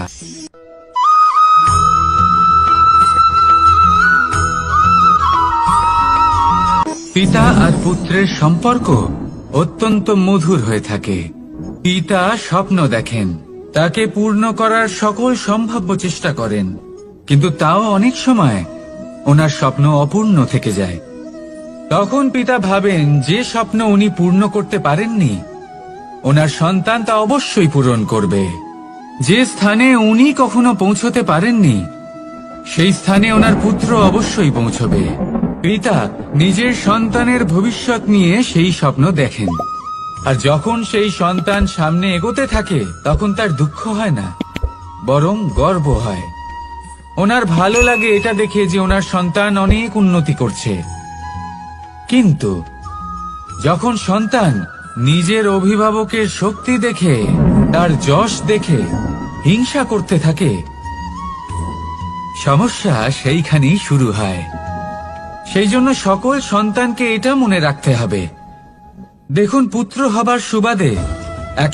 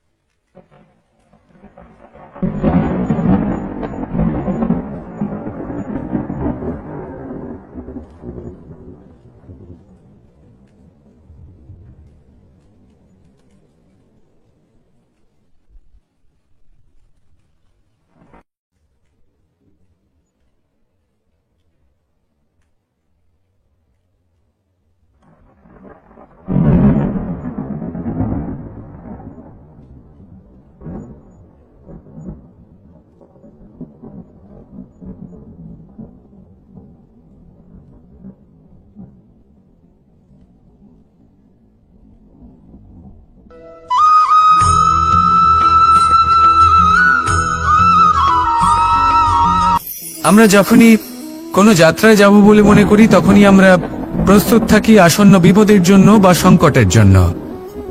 যেমন যদি আমাদের মনে হয় যে আজকের পরিবেশ খুব ঠান্ডা হবে, তাহলে আমরা গরম বস্ত্র ধারণ করি বা সেটাকে সাথে নিয়ে যাই। যদি মনে হয় যে বৃষ্টি হতে পারে বা বৃষ্টি হয়ে চলেছে, আমরা দেখছি, তাহলে আমরা একটা ছাতা সাথে নিয়ে নিই। আমরা প্রস্তুত থাকতে চাই এবং এটাই উচিত, এবং সেই কারণেই আমরা যাত্রায় সাফল্য লাভ করি। কিন্তু যদি আমরা কথা বলি জীবনযাত্রা নিয়ে, যা কিনা সব থেকে বেশি গুরুত্বপূর্ণ, তাহলে তার জন্য আমরা পূর্ণরূপে প্রস্তুত থাকি না। আশেপাশের মানুষ, এই সমাজ, আমাদের সাথী, আমাদের মিত্ররা যে কোনো মুহূর্তে বদলে যেতে পারেন। সেই জন্য আমরা নিজেদেরকে কখনো সাবধান করি না, কখনোই নিজেদের প্রস্তুত করি না। আমাদের এটা কখনোই মনে হয় না যে এরকম হতে পারে, আর সেই কারণেই শেষে গিয়ে আমরা অত্যন্ত দুঃখ পাই। একটা অমূল্য শিক্ষা আছে যেটা আমাদের লাভ করা উচিত, সতর্ক থাকা উচিত। এই জীবনযাত্রার জন্য শুধুমাত্র এই পরিবেশের বিষয়ে তথ্য সংগ্রহ করা বা তাকে অনুমান করা, এটুকু হলেই চলবে না। আমাদের আশেপাশের মানুষজনকে দেখতে হবে, তাদের স্বভাব পরিস্থিতির ওপর নজর রাখতে হবে। যখন তারা রং পাল্টাচ্ছেন, নজর রাখতে হবে, তা অত্যন্ত আবশ্যক। পরিবর্তন আপনার জীবনে অবশ্যম্ভাবী, সঠিকভাবে তার সম্মুখীন হন। আসুন আমার সাথে ভালোবেসে বলুন, রাধা রাধা।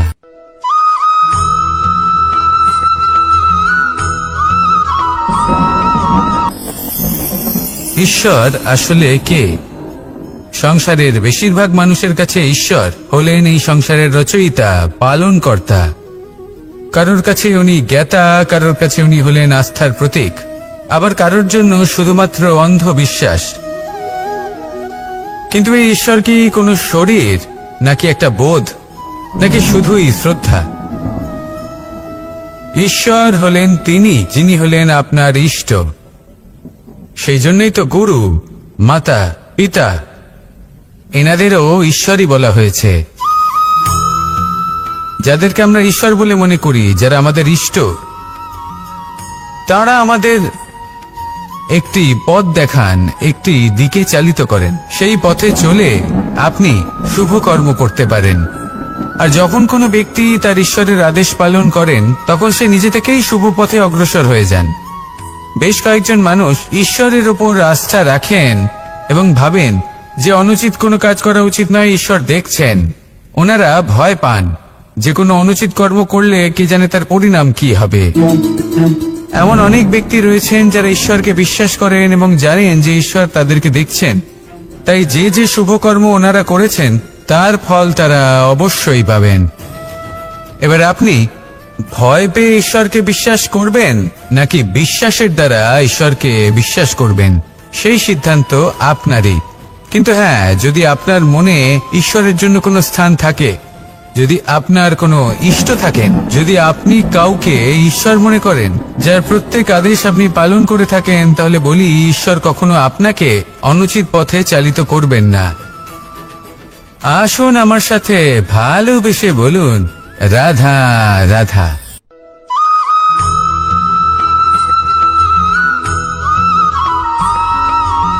আমি রথে যাত্রা করি। বারবার থেমে আপনাকে দেখতে হবে, নিজেকে কিছু প্রশ্ন করতে হবে। আমি কি আজ সেই কর্মই করছি যেটা আমি করতে চেয়েছিলাম? আমি কি আজ সেই জীবন যাপন করছি যেমন আমি যাপন করতে চেয়েছিলাম? যদি এই প্রশ্নগুলোর উত্তর হ্যাঁ হয়, তাহলে এগোতে থাকুন, নয়তো থেমে যান এবং বিচরণ করুন। মনে রাখবেন, এই সংসার অত্যন্ত জটিল, আর এতে হারিয়ে যাওয়া অত্যন্ত সরল। সেই জন্য নিজে থেকে বারবার থামা এবং জীবন চিন্তন করা অত্যন্ত আবশ্যক। তাহলে সেটাই করুন, আর আমার সাথে ভালোবেসে বলুন, রাধা রাধা।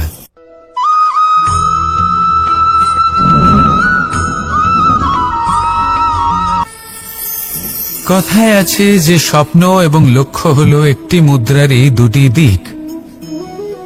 যতক্ষণ না স্বপ্ন দেখছেন, ততক্ষণ বুঝবেন কি করে আপনার লক্ষ্য কি? স্বপ্ন দেখে যদি নিজের লক্ষ্য বুঝতে পারেন, সেটা পেতে চান, তবেই সেটা লাভ করতে পারবেন। কিন্তু স্বপ্ন এবং লক্ষ্য এই দুইয়ের মধ্যে একটা ভারসাম্য রয়েছে, যেটা বজায় রাখা প্রয়োজনীয়। একে আমরা বলে থাকি পরিশ্রম। দেখুন, যদি আপনি স্বপ্ন দেখতে চান, তাহলে পরিশ্রম ত্যাগ করে নিদ্রা লাভ প্রয়োজন। কিন্তু যদি আপনি লক্ষ্য লাভ করতে চান, তাহলে আপনাকে নিদ্রা ত্যাগ করে পরিশ্রম করতে হবে। তাই আলস্য ত্যাগ করুন এবং সিদ্ধান্ত নিন যে আপনি কি চান। আপনার জীবনের এই তুলাদণ্ডে স্বপ্নের পাল্লা ভারী হওয়া প্রয়োজন নাকি লক্ষ্যের? আমার মতে এই দুইয়ের মধ্যে যদি ভারসাম্য বজায় রাখেন, তবে পথ নিজে থেকেই সামনে আসবে। শুধু সেই পথে অগ্রসর হতে থাকুন এবং আমার সাথে ভালোবেসে বলুন, রাধা রাধা।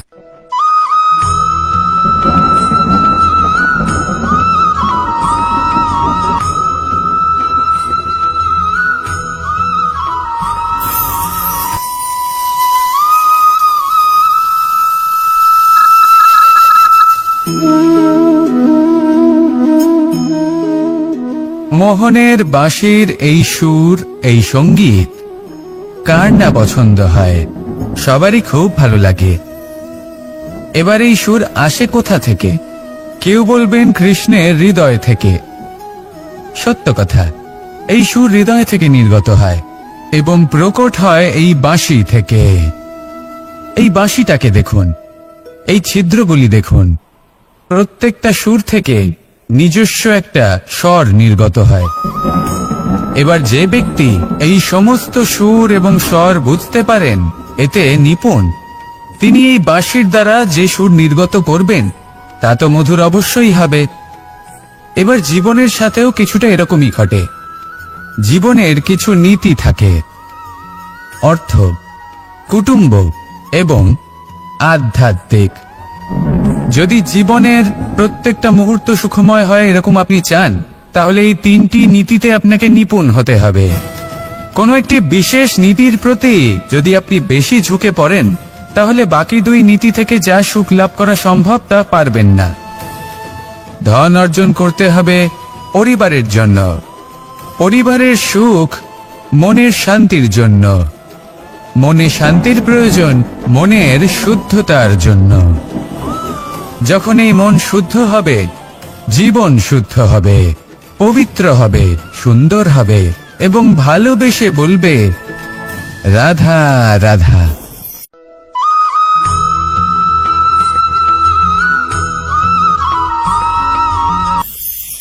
আপনারা সবাই একটা গাছের পাতাকে দেখুন। যতক্ষণ পর্যন্ত ও গাছের সাথে, মানে গাছের ডালের সাথে জুড়ে থাকে, সে সবুজ থাকে, বাতাসের সাথে সে নড়তে থাকে। যতক্ষণ পর্যন্ত ও সূর্য থেকে পাওয়া রশ্মির শক্তি গাছে পৌঁছে দেয়, ততক্ষণ ও ডালের সাথে যুক্ত থাকে। কিন্তু যখন সেই পাতা শুকিয়ে যায়, তখন তার কোনো গুরুত্ব থাকে না। সেই পাতা গাছের ডালে এবং বৃক্ষের কাছে বোঝা হয়ে থেকে যায়। এবং এমন এক সময় আসে যখন সেই ডালটি শুকনো সেই পাতাকে পরিত্যাগ করে। এটাই আমরা এই প্রকৃতিতে দেখি এবং এটাই হলো সত্য। আর এটাই আমাদের জীবনে খুব বড় একটা শিক্ষা। যদি আপনিও নিজের জীবনে নিজের আপনজনদের কাছে বোঝা স্বরূপ হয়ে দাঁড়ান, তাহলে তারা আপনাকে যতই ভালোবাসুক না কেন, ওনারা যদি নাও চান, তাহলেও এমন এক দিন আসবে যখন আপনার আপনজন আপনাকে পরিত্যাগ করবে। সেই জন্য সবসময় আত্মনির্ভর হয়ে ওঠার চেষ্টা করুন, নিরন্তর পরিশ্রম করতে থাকুন, কারোর উপর বোঝা হয়ে থাকবেন না, বরং তার সাথে মিলে দায়িত্ব পালন করুন। এমনটা করবেন, তাহলে আপনার সম্মানও বজায় থাকবে এবং সম্পর্কের মধ্যে আপনার মূল্যও বজায় থাকবে। আসুন আর আমার সাথে ভালোবেসে বলুন রাধা রাধা।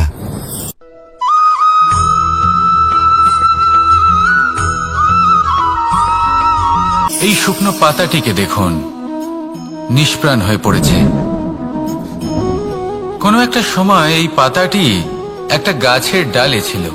সেই গাছ ওর লালন পালন করত।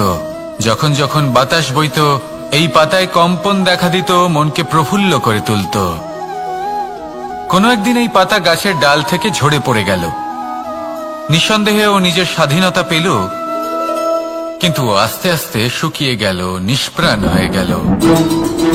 দেখুন, আমি এই কথা বলছি না যে স্বাধীনতা অনুচিত, কখনোই না। কিন্তু যে কোনো পরিস্থিতিতে স্বাধীন হতে চাওয়া এটা নিশ্চিত রূপে অনুচিত। আমরা যদি আমাদের জীবনে পরিবারের গুরুত্ব ভেবে দেখি, তাহলে এই পরিবারে যতই মতভেদ থাকুক না কেন, যতই মনোমালিন্য থাকুক না কেন, যতই বিবাদ থাকুক না কেন, এই সব মিটিয়ে নেওয়া অত্যন্ত প্রয়োজনীয়। সেই সবকিছু সমাপ্ত করা অত্যন্ত প্রয়োজনীয়। কখনো এই পরিবারকে ভাঙতে দেবেন না, কখনো এই পরিবার থেকে দূরে চলে যাবেন না। এই পরিবার হলো আমাদের জীবনের একটা অমূল্য সম্পদ, অমূল্য এক আশ্রয়, যা এই সংসারে হয়তো কোথাও আপনি পাবেন না। তাই একে আগলে রাখুন। ভেবে নিন আপনি পাতা আর আপনার পরিবার সেই গাছ। আসুন আমার সাথে ভালোবেসে বলুন রাধা রাধা।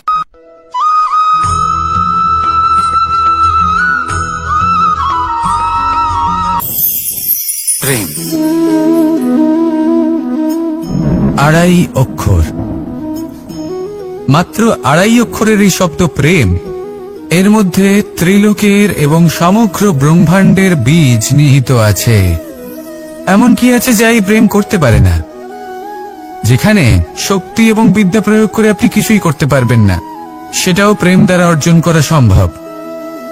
প্রেম চাইলে পাথরেও ফুল ফোটাতে পারে। প্রেম চাইলে ন্যাড়া পাহাড়ের বুক চিরে নদীপথ তৈরি করতে পারে। চাইলে নিরক্ষর ব্যক্তিকে সংসারের শ্রেষ্ঠ জ্ঞানী করে তুলতে পারে। শুধুমাত্র এই প্রেমের জন্য সবার দুষ্টু কানাই ঘনশ্যাম হয়ে উঠেছিল।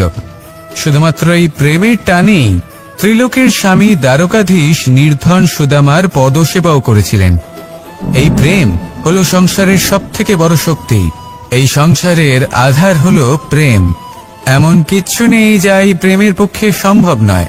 যেখানে বিদ্যা এবং শক্তি সাহায্য করতে পারে না, সেখানে এই প্রেম আপনাকে জয়ী করে দিতে পারে। তাহলে আসুন আর আমার সাথে ভালোবেসে বলুন, রাধা রাধা।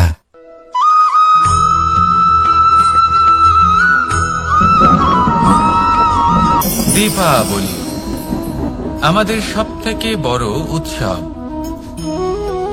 শ্রীরাম রাবণকে পরাস্ত করে 14 বছরের বনবাস কাটিয়ে আবার অযোধ্যায় ফিরে এলেন অমাবস্যার রাত্রে।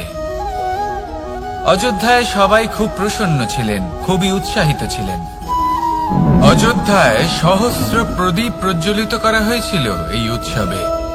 একে আমরা দীপাবলি বলে থাকি। এবার এই বিষয়ে আমরা সকলে জানি। আপনি কি এটা জানেন যে শ্রীরাম বাস্তবে অমাবস্যার এক রাত আগেই অযোধ্যায় পৌঁছে গেছিলেন? সবার সামনে অমাবস্যার রাতে এসেছিলেন। এর কারণ কি? শ্রীরাম প্রমাণ করতে চেয়েছিলেন যে যে কোনো সময়, দিন হোক বা রাত, শুভ বা অশুভ হয় না। শুভ অশুভ কিছু থাকলে তা হলো মানুষের চিন্তা, তার ভাবনা, তার নির্বাচন আর তার কর্ম। নিজেই দেখে নিন, শ্রীরাম শুভ কাজ করে ফিরেছিলেন এবং অমাবস্যার মতো গভীর এক রাত্রিকেও দীপাবলিতে পরিবর্তিত করেছিলেন। এমনটাই যদি আমরা করতে পারি, তাহলে এমন কোন গৃহে যান যেখানে অসহায় ব্যক্তি রয়েছেন, যা অন্ধকারাচ্ছন্ন, আর সেখানে প্রকাশ প্রজ্বলিত করুন। প্রকাশ সহায়তার, প্রেরণার, আশার। যদি এমন কিছু আমরা করতে পারি, তাহলে তাকে প্রকৃত অর্থে দীপাবলি বলা যেতে পারে। তাহলে নিজের পরিবারের সাথে দীপাবলি পালন করুন। আপনাদের শুভেচ্ছা জানাই। আসুন আর আমার সাথে ভালোবেসে বলুন, রাধা রাধা।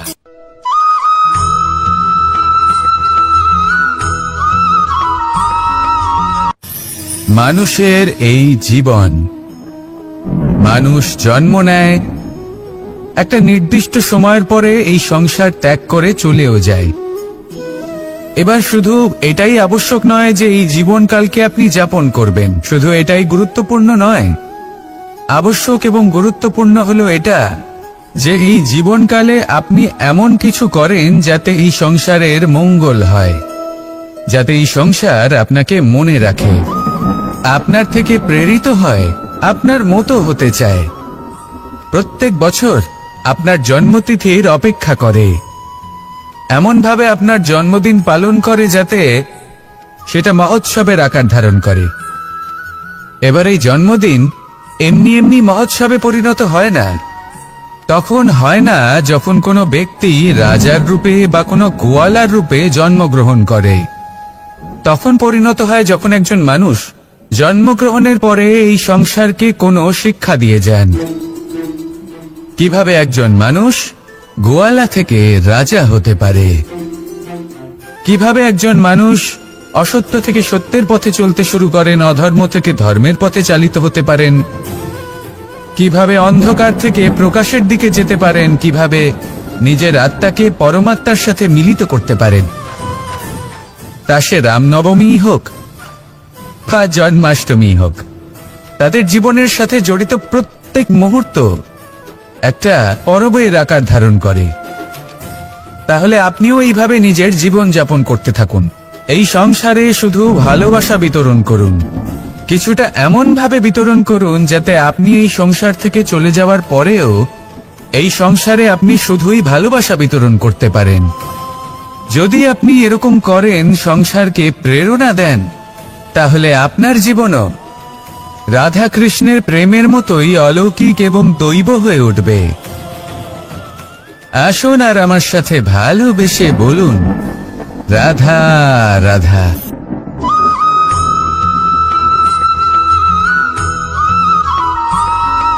ভোজন।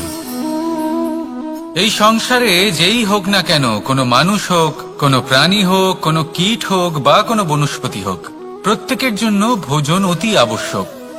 কারণ ভোজন থেকেই শক্তি পাওয়া যায়, আর সেই শক্তি দিয়েই সংসারের, আমাদের জীবনের সমস্ত কার্য করা যায়। এবার এমন এক ধরনের শক্তি হয় যা শীতের ঋতুতে সূর্য থেকে আমরা পেয়ে থাকি, আর আরেক ধরনের উত্তাপ হয় যা দিয়ে ভোজন রান্না করা হয়, সুস্বাদু নানান ধরনের ভোজন। এবার অত্যন্ত গুরুত্বপূর্ণ হলো যে ব্যক্তি সেই ভোজন বানাচ্ছেন তার মানসিক পরিস্থিতি, এবং সেই ব্যক্তি যিনি ভোজন গ্রহণ করছেন তার মানসিক অবস্থা।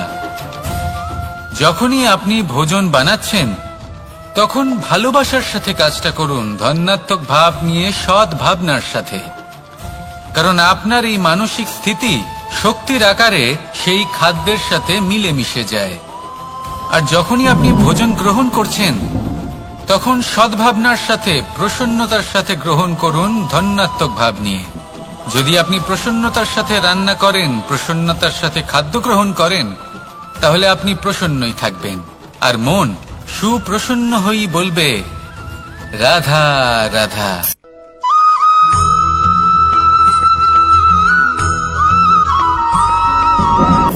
কথায় আছে সংসারে নাকি সকল রোগের ওষুধ আছে। যদি আপনি নিজের শরীরকে ভালোবাসেন তাহলে ব্যায়াম করুন, যদি নিজের নিঃশ্বাস প্রশ্বাসকে ভালোবাসেন তাহলে প্রাণায়াম করুন, যদি আপনি নিজের আত্মাকে ভালোবাসেন তাহলে ধ্যান করুন, কিন্তু যদি আপনি নিজের জীবনকে, পরমাত্মাকে ভালোবাসেন তাহলে সকলকে ভালোবাসতে থাকুন। এই ভালোবাসা অত্যন্ত গুরুত্বপূর্ণ এবং আবশ্যক। ভালোবাসার থেকে ভালো না কোনো ওষুধ আছে, না আছে কোনো আসন। এর থেকে ভালো না কোনো ব্যায়াম আছে, আর না কোনো প্রাণায়াম। এই ভালোবাসা বড় বড় সমস্যারও সমাধান করতে পারে। ভালোবাসা বড় বড় বিপদকে আপনার থেকে দূর করতে পারে। এই ভালোবাসাই আপনাকে জীবনে বাঁচতে শেখায়, কারণ ভালোবাসাই হলো জীবনের আসল সত্য। তাহলে আসুন আর আমার সাথে ভালোবেসে বলুন, রাধা রাধা।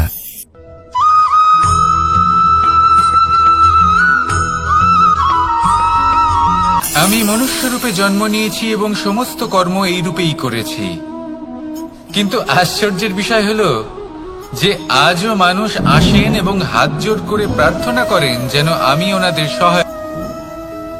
ঈশ্বর হলেন তিনি যিনি হলেন আপনার ইষ্ট। সেই জন্যই তো গুরু, মাতা, পিতা এনাদেরও ঈশ্বরই বলা হয়েছে। যাদেরকে আমরা ঈশ্বর বলে মনে করি, যারা আমাদের ইষ্ট, তারা আমাদের একটি পথ দেখান, একটি দিকে চালিত করেন। সেই পথে চলে আপনি শুভ কর্ম করতে পারেন। আর যখন কোনো ব্যক্তি তার ঈশ্বরের আদেশ পালন করেন তখন সে নিজে থেকেই শুভ পথে অগ্রসর হয়ে যান। বেশ কয়েকজন মানুষ ঈশ্বরের ওপর আস্থা রাখেন এবং ভাবেন যে অনুচিত কোনো কাজ করা উচিত নয়, ঈশ্বর দেখছেন। ওনারা ভয় পান যে কোনো অনুচিত কর্ম করলে কে জানে তার পরিণাম কি হবে।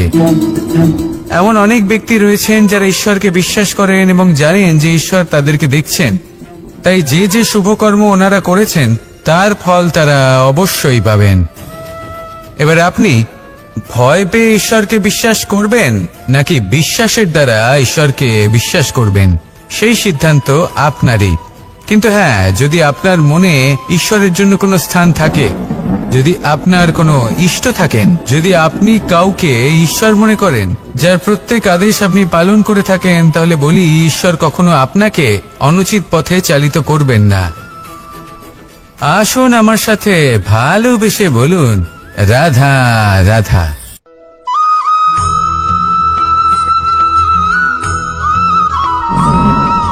মানুষ যখন এই সংসারে প্রবেশ করে, অর্থাৎ জন্মগ্রহণ করে, তখন নিশ্চিন্তে থাকে, আনন্দে থাকে।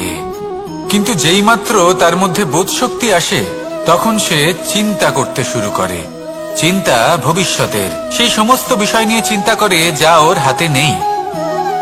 তারপর বড় হয়, বিবাহ সম্পন্ন হয়, গৃহস্থ জীবন যাপন করে, তারপর আবার চিন্তায় মগ্ন হয়ে যায়। ভাবে, এই যে আমার পরিবার, আমি কি ঠিকমতো তার খেয়াল রাখতে পারছি? কাল যখন আমি এই সংসার থেকে চলে যাব, তখন আমার এই পরিবারের দেখাশোনা কে করবে? শেষ পর্যন্ত এই পরিবার তো আমারই উত্তরদায়িত্ব।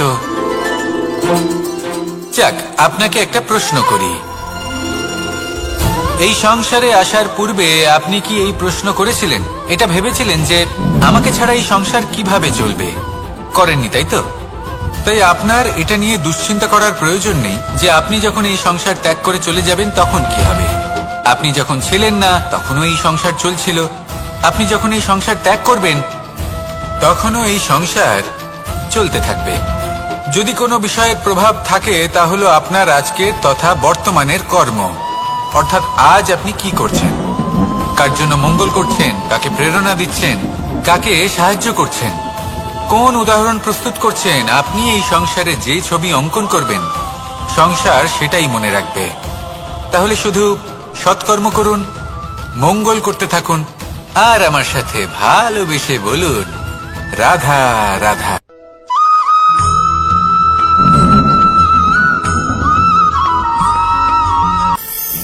কথায় আছে যে স্বপ্ন এবং লক্ষ্য হলো একটি মুদ্রারই দুটি দিক। যতক্ষণ না স্বপ্ন দেখছেন ততক্ষণ বুঝবেন কি করে আপনার লক্ষ্য কি।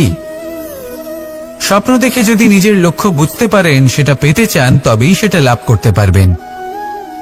কিন্তু স্বপ্ন এবং লক্ষ্য এই দুইয়ের মধ্যে একটা ভারসাম্য রয়েছে, যেটা বজায় রাখা প্রয়োজনীয়।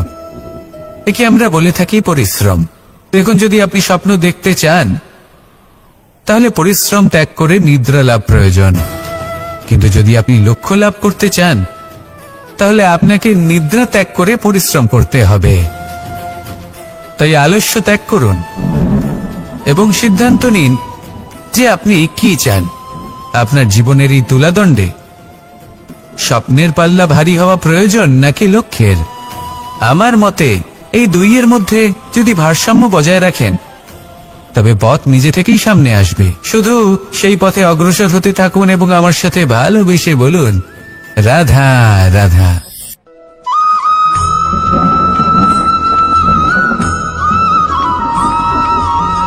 সংসারে আমাদের জীবনে যখন কোনো সুখ বা দুঃখ আসে, তার জন্য আমরা কাউকে না কাউকে অবশ্যই দায়ী করে থাকি, তাই না? এই ব্যক্তি আমাদের সাথে এরকম কাজ করেছেন, তাই আমার সাথে এমন হলো।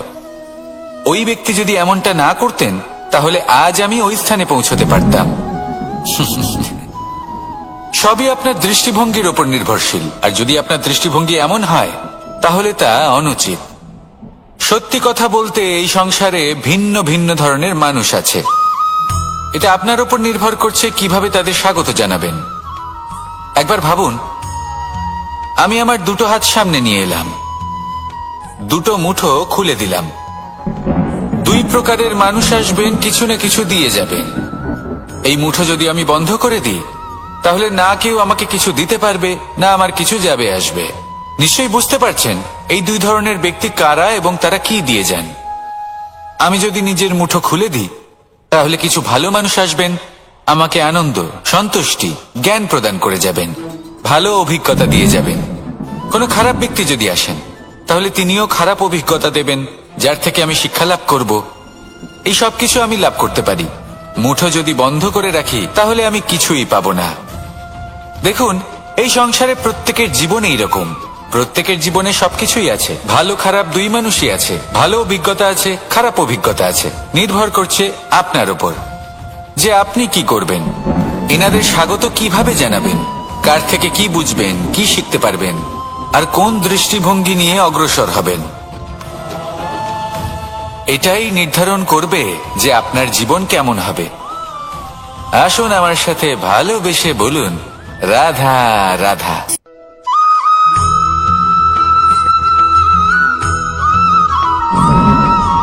আমরা যখনই কোনো যাত্রায় যাব বলে মনে করি তখনই আমরা প্রস্তুত থাকি আসন্ন বিপদের জন্য বা সংকটের জন্য।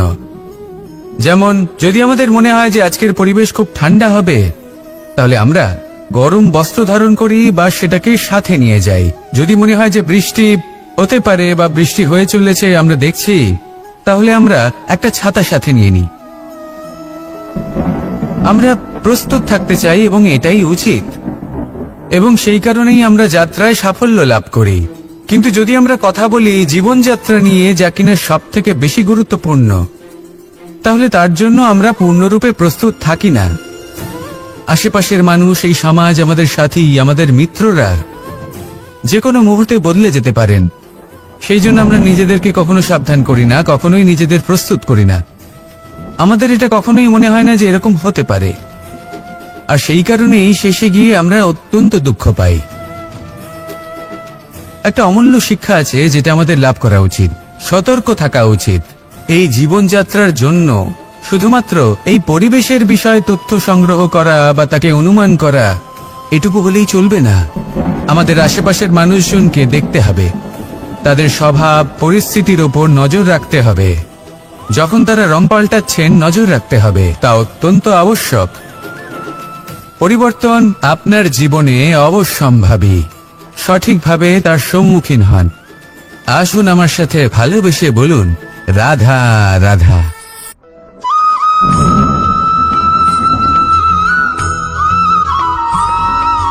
জীবনে যখন কোনো ব্যক্তি নিজের লক্ষ্য প্রাপ্তির জন্য নিরন্তর পরিশ্রম করতে থাকেন, চেষ্টা করতে থাকেন, তখন তিনি কষ্ট অনুভব করেন। কখনো শারীরিক কষ্ট, কখনো মানসিক কষ্ট। এবার উনি এটা ভাবতে থাকেন যে আমি কি উচিত করছি নাকি অনুচিত করছি। কারণ অন্যদিকে এমন একজন ব্যক্তিও আছেন যিনি একদমই পরিশ্রম, চেষ্টা করছেন না। তিনি মদিরা পান করেন, বিলাসিতায় জীবন কাটান, অলস প্রকৃতির হয়ে ওঠেন, নিদ্রাতে বিলীন হয়ে থাকেন আর ভাবেন যে তিনি সুখ লাভ করছেন। কিন্তু এরকম কেন হয়? কারণ যখন আমরা সৎ পথে থাকি, উচিত পথে চলি, লক্ষ্য প্রাপ্ত করার জন্য চেষ্টা করতে থাকি, তখন আমাদের ভেতরে থাকা নেতিবাচক শক্তি এবং পাপ এই দেহকে ত্যাগ করে দেয়। আর এই অনুভূতিটাই আমাদের দুঃখের অনুভূতি দেয়, কষ্ট দেয়। এবার সেখানে যদি আমরা কুপথে চলি, অনুচিত পথে চলতে থাকি, তাহলে আমাদের ভেতরে থাকা পুণ্য এবং ধনাত্মক শক্তি আমাদের দেহ ত্যাগ করে দেয়। আর এই অনুভূতির কারণেই আমরা সুখ অনুভব করি। কিন্তু কখনো ভাববেন যে এই সুখ বেশি সময় পর্যন্ত থাকে না। সেই জন্য সবসময় মনে রাখবেন, যদি আপনি জানেন যে এটাই আপনার লক্ষ্য, এটাই উচিত পথ, শুভ পথ, তাতে নিরন্তরভাবে এগিয়ে যেতে চেষ্টা করতে থাকুন। এই কষ্ট আপনাকে সুখের পরাকাষ্ঠায় কখন পৌঁছে দেবে তা আপনি জানতেই পারবেন না। আসুন আমার সাথে ভালোবেসে বলুন, রাধা রাধা।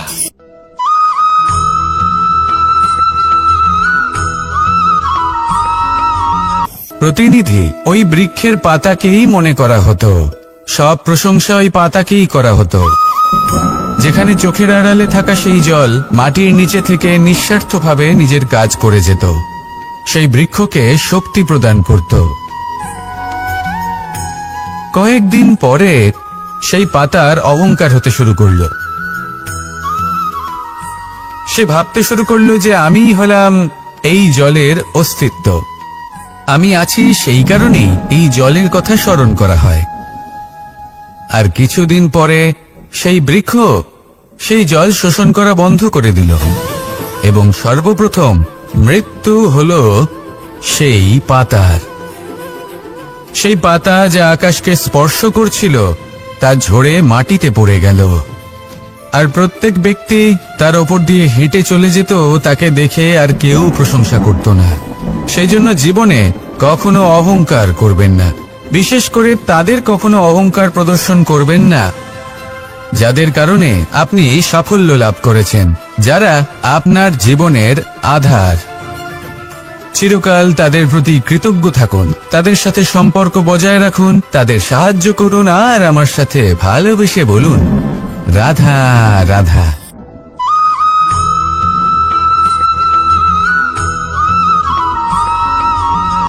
যখন আমরা হাঁটতে থাকি আর আমাদের পায়ে কাঁটা বিঁধে যায়, তখন মুখ দিয়ে আহ বেরিয়ে আসে, কান্না চলে আসে, আর অনেক সময় অভিশাপও বেরিয়ে আসে।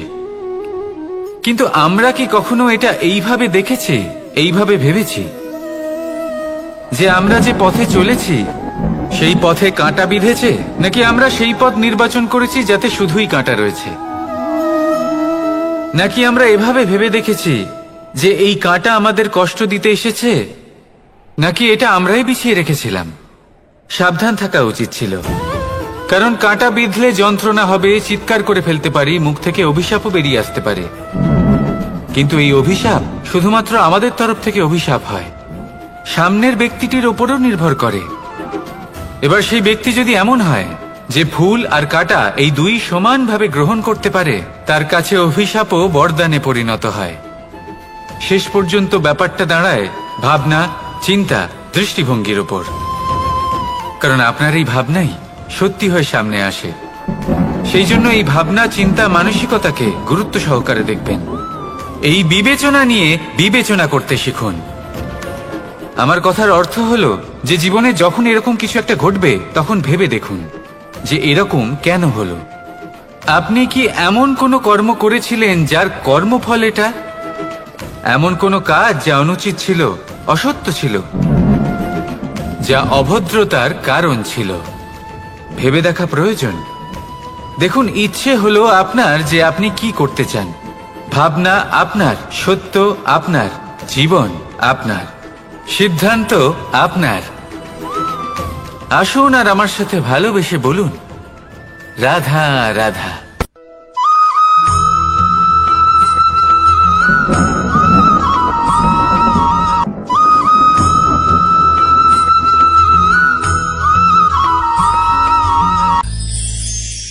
আমরা অনেকবার লোকের থেকে এই কথা শুনেছি, জীবনে যখনই ধন অর্জন করবে বাঁচিয়ে রাখবে। কি হয়, কঠিন পরিস্থিতিতে আপনার খারাপ সময় তা আপনার কাজে আসে।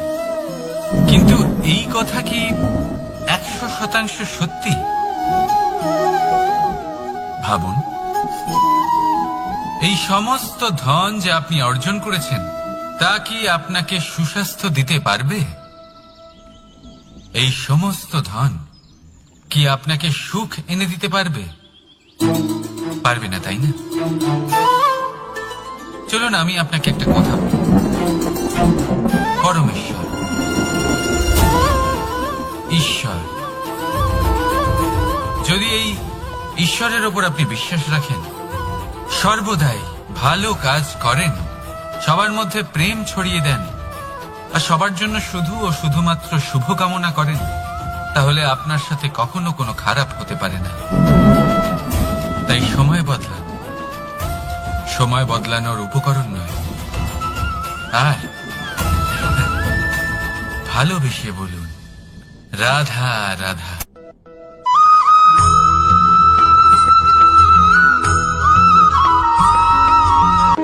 কর্ম এবং ফল দেখতে গেলে এই সমস্ত ব্রহ্মাণ্ড এই দুইয়ের মাঝেই স্থির হয়ে আছে।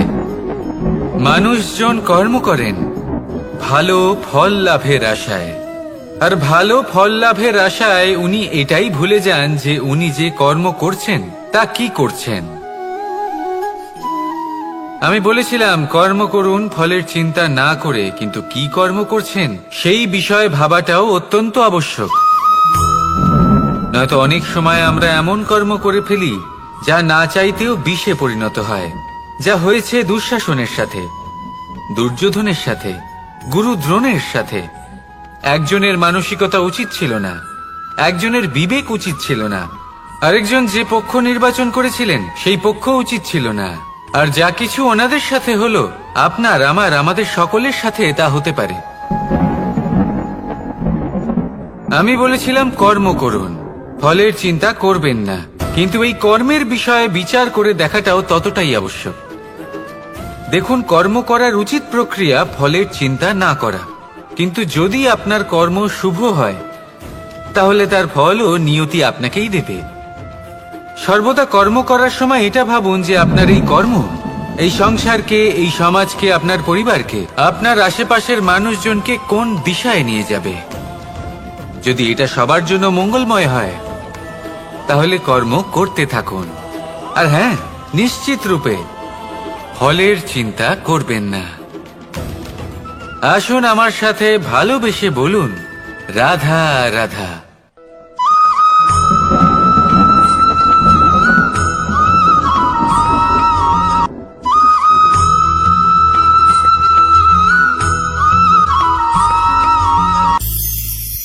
ভবিষ্যৎ। সংসারে এমন কোন ব্যক্তি আছেন যিনি নিজের ভবিষ্যতের বিষয়ে ভাবেন না? যে কেউ ভাবেন আমার ভবিষ্যৎ কিছু এরকম হবে, আমি ভবিষ্যতে এরকম কিছু একটা করব, এই সুবিধা থাকবে, এই আনন্দ পাবো, ইত্যাদি ইত্যাদি। কিন্তু সত্যি বলি, ভবিষ্যতের থেকে বড় ভণ্ড আর কেউ নেই। ভবিষ্যৎ আপনাকে ছেড়ে চলে যাবে, আপনি জানতেও পারবেন না। ভবিষ্যৎ আপনার থেকে আপনার বর্তমান কেড়ে নেবে। অনেক সময় আমরা ভবিষ্যতের বিষয় ভাবতে থাকি, দুশ্চিন্তা করতে থাকি, ভবিষ্যৎ দিয়ে নিজেকে এতটাই ঘিরে ফেলি যে বর্তমান কি তা ভুলেই যাই, তার বোধই আমাদের থাকে না। ভাবুন ভবিষ্যৎ কি? ভবিষ্যৎ হলো সে